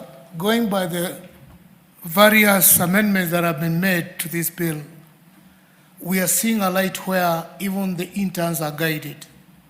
Because initially, there was no proper structure of how things are being handled. And to a greater extent, it was even encouraging abuse in terms of the timelines, of the working conditions among the interns. So I really take this opportunity as well to congratulate my sister, Honorable Lesuda, having keenly looked into it so that it can shed light that all the government organs that are engaging interns can be guided by the policy as has been laid today. Thank you, Madam Speaker, and congratulations to Madam Lesuda. Thank you. Honorable members, I now put a question that the Public Service Internship Bill, National Assembly Bill number 63 of 2022, be now read a third time. Will as many as have that opinion say aye? Aye. Will as many as have a contrary opinion say nay? The ayes have it. A bill for an act of parliament to make provision for internship of college and university graduates in the public sector, to provide for hands-on training and acquisition of skills by graduates and for connected purposes. Order number 9, the Environmental Professionals Institute of Kenya Bill, National Assembly Bill number 36 of 2024. Resumption of debate. Thank you. For this order, the Honorable George Gashagwa. You had finished moving? Okay. Do you have a seconder? Yes, Madam Speaker. Okay. I beg Honorable Timothy to second it. Honorable Timothy. Toroitich, yeah. Timothy Toroitich, please go ahead and second this bill. Thank you, Honorable Speaker.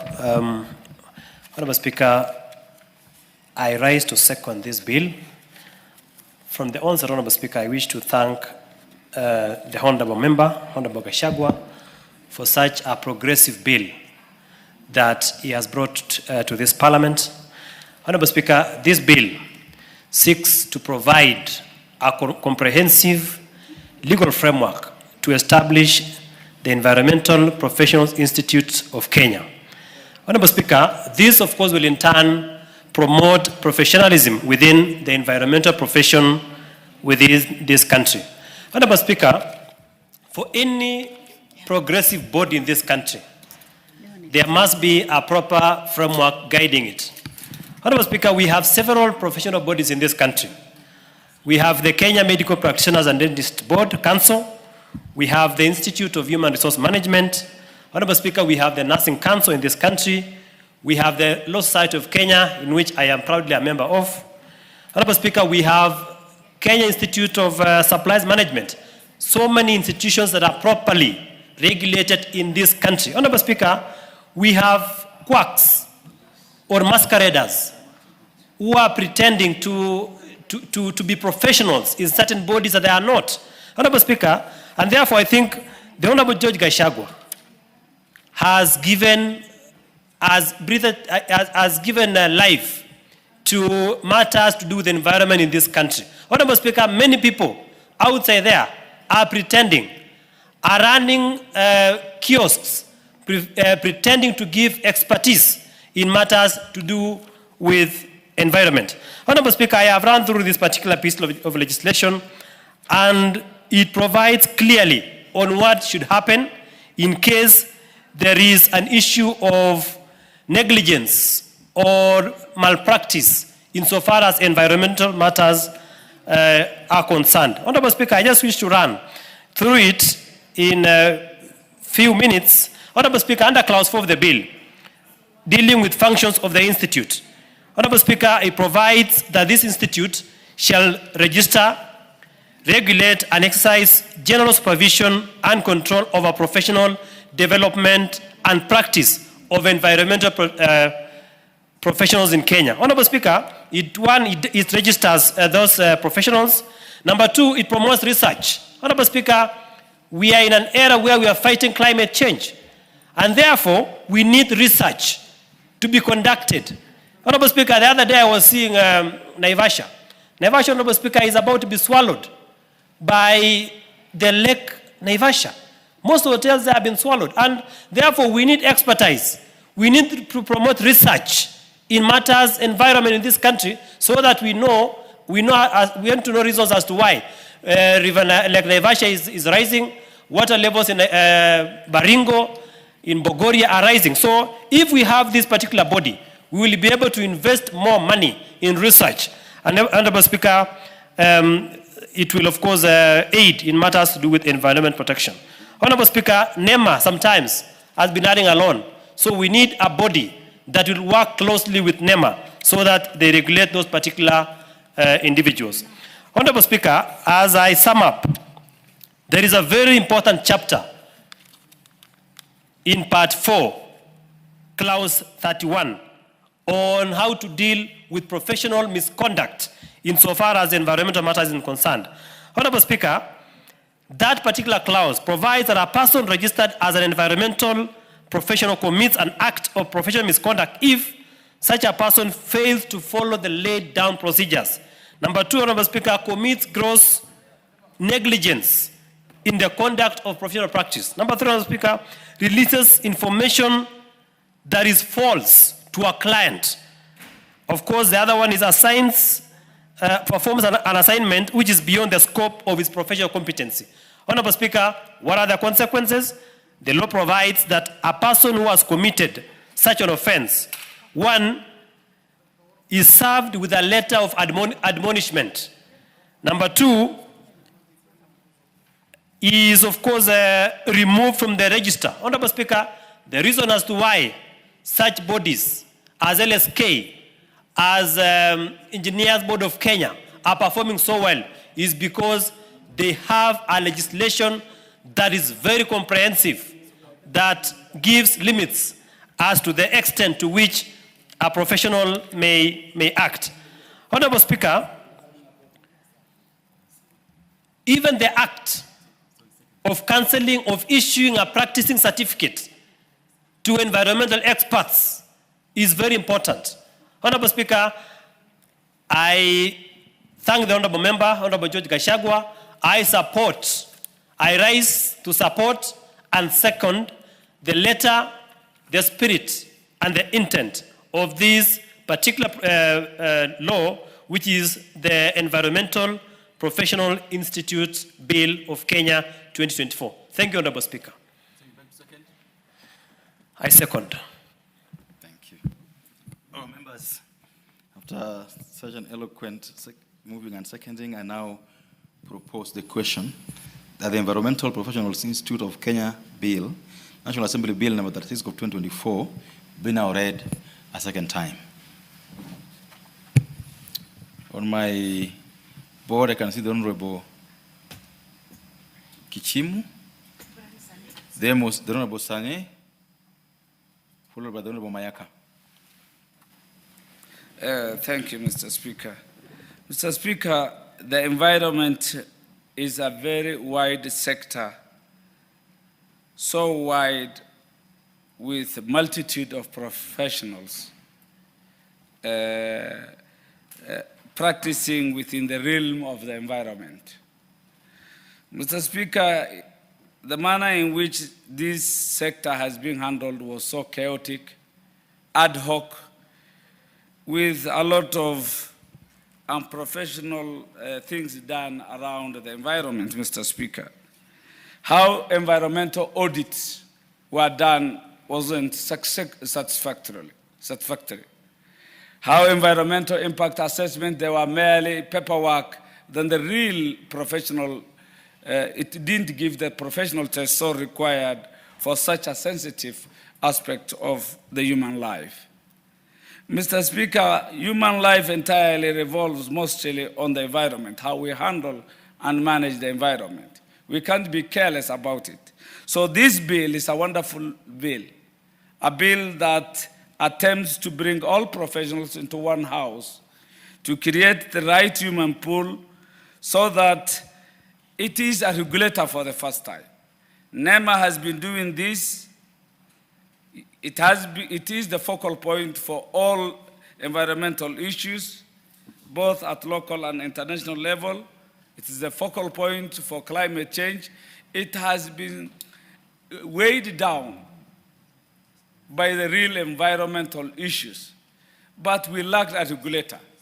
And I believe this is the best thing that has come at this time, trying to regulate the chaos around the management of our environment. Mr. Speaker, this bill attempts to enhance research on the environment, to create the right think tanks to make sure that contemporary matters, new ways of handling environmental issues are brought to the fore and the professionals behave in a manner to be updated, to be abreast of the new developments on matters environment. Secondly, Mr. Speaker, it enhances community development in a big way. If this bill passes, there will be a network of professionals that will be collaborating, supporting, and trying to exchange knowledge so that the best practices are the ones at play and will be the tools of trade for this regulator, Mr. Speaker. This body, once passed, shall be a global hub, one that can be engaged for resources, training locally, and driving the requisite change on matters environment and address properly the most complex aspect that the common person, the common Wananchi cannot understand. Climate change is so complex. This body is the one that will unpack and make sure that it is understandable to every Kenyan, be they policy makers or government technocrats, Mr. Speaker. Mr. Speaker, this is the body that will be the steward for policy development, advise the government, the institutions, so that we can be able to come with the right policies towards managing, preserving and conserving our environment for sustainable use, Mr. Speaker. On professional development, this is the institute that will be coming with the right packages, just like all other professions, to come up with the new skills, to give them the tools of trade that are developing so that there is no knowledge and skill gap at any one time. So they will be able to update the knowledge base and make sure that professionals in the environment sector are updated and are given the certification so required to make sure that they are at par with the knowledge levels of the times, Mr. Speaker. And finally, for us to live well with all the challenges, the complexities of the climate change, there needs to be a sustainable way of developing our environment, protecting our environment. And that comes with the regulation component, making sure that they have to set the bar in terms of standards, ethics for all actors or professionals of this body. That standards are the ones to be met, and anybody who doesn't meet the standard will be deemed to be a quack and licenses will be withdrawn. So it is a regulator perfectly to make sure that anybody who is within this institute or an environmentalist keeps to the scope and the standards required or expected of him or her. Mr. Speaker, it will also enhance members of this body to be agents of change at whichever level, at their workplace or at any other place they are, to make sure that they foster the change so required, to make sure that our environment is always at the equilibrium. It is not disturbed to the detriment of man. If we don't take care of our environment, the only habitat for man and to live well and safely is planet Earth. Nature is always vindictive. If we distort the balance, all the disasters shall come in full force and en masse. So to make sure that we live in harmony with our environment and make sure that the resources on planet Earth are used wisely and in a sustainable manner, we need a regulator, a prefect, to make sure that all we do, whether it is to industrialize, whether it is farming, all aspects, components of our life evolve around making sure that the environment is always intact and maintained. With those few remarks, Mr. Speaker, I support the motion. Thank you. I don't know that you want to take 2 minutes, then, go ahead. Thank you very much, Honorable Speaker. And yes, I'll be very brief. Honorable Speaker, I want to also support this particular bill and thank the Honorable George Gachagua for even bringing it to the House. Because, Honorable Speaker, having interacted so much with the environmental professions, this is a very important bill because it allows them to have networking opportunities. It allows them to have to be able to even develop further their profession. It allows them to even have certification and shape policy as well. Honorable Speaker, if you pick the example of the professional institutions for accountants, for certified public secretaries, for lawyers, all the institutions that we do have, and the kind of benefits that they get from being able to interact with each other, and even for us who are within the climate change caucus and we want to have an opportunity to enrich the laws that we do have, this will be very important and structured for us to be able to engage with the environmental professions, for us to be able to enrich the laws that we have in this country. So, Honorable Speaker, with those few remarks, I beg to support this bill and I submit. I thank you. Honorable Gichim is a chance of 2 minutes. Go ahead.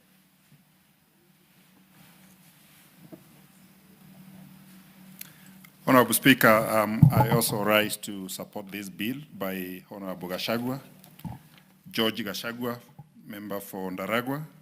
Honorable Speaker, just like many other professions, the legal profession, the engineers, the surveyors, they usually have bodies. They are recognized by acts of parliament. And this now is a chance for professionals in the environment also to have their law, to bind them together for purposes of registration and guiding their operations. Honorable Speaker, this bill will go a long way in weeding out busybodies and quacks in the environment sector, because right now, as Kenyans, we don't know exactly who are the registered professionals in the environmental sector. And this bill now will give some order in terms of registration so that we can, once this bill comes into force, into law, then we'll be able to have or to access the database of the professionals who can guide Kenyans in terms of on matters environment. For a long time, matters of environment have only been left to the regulator, that is the National Environment and Management Authority. But if you follow up with them, probably they also don't have the registered professionals. And this bill now comes in handy to address that lacuna that has been existing for a long time. Honorable Speaker, in the legal profession, we also have continuous legal education programs that usually happen. This bill will also provide an opportunity for environmental professions to have engagement, to have continuous training so that they can be able to bring their hands together and deal with the matters of environment. And all of us around us is the environment. We are facing challenges even in matters of climate change. And when these professionals are organized, they are known, probably within those fora, they can be able to come up with ideas and come up with way forward on how to deal with the matters that are also affecting us in the environment, including the matters of the climate change. So, Honorable Speaker, without belaboring the points that have already been canvassed by the mover, the seconder, and other members, I wholly support this bill being a very progressive bill to address the issues of professionals in the environmental sector. Thank you, Honorable Speaker. I support. Thank you. Honorable members, debate on this bill will continue the next time it's laid in the other paper. And the time now being 1 or 2 p.m., this House stands adjourned until today afternoon, Wednesday, the 3rd December at 2:30 p.m.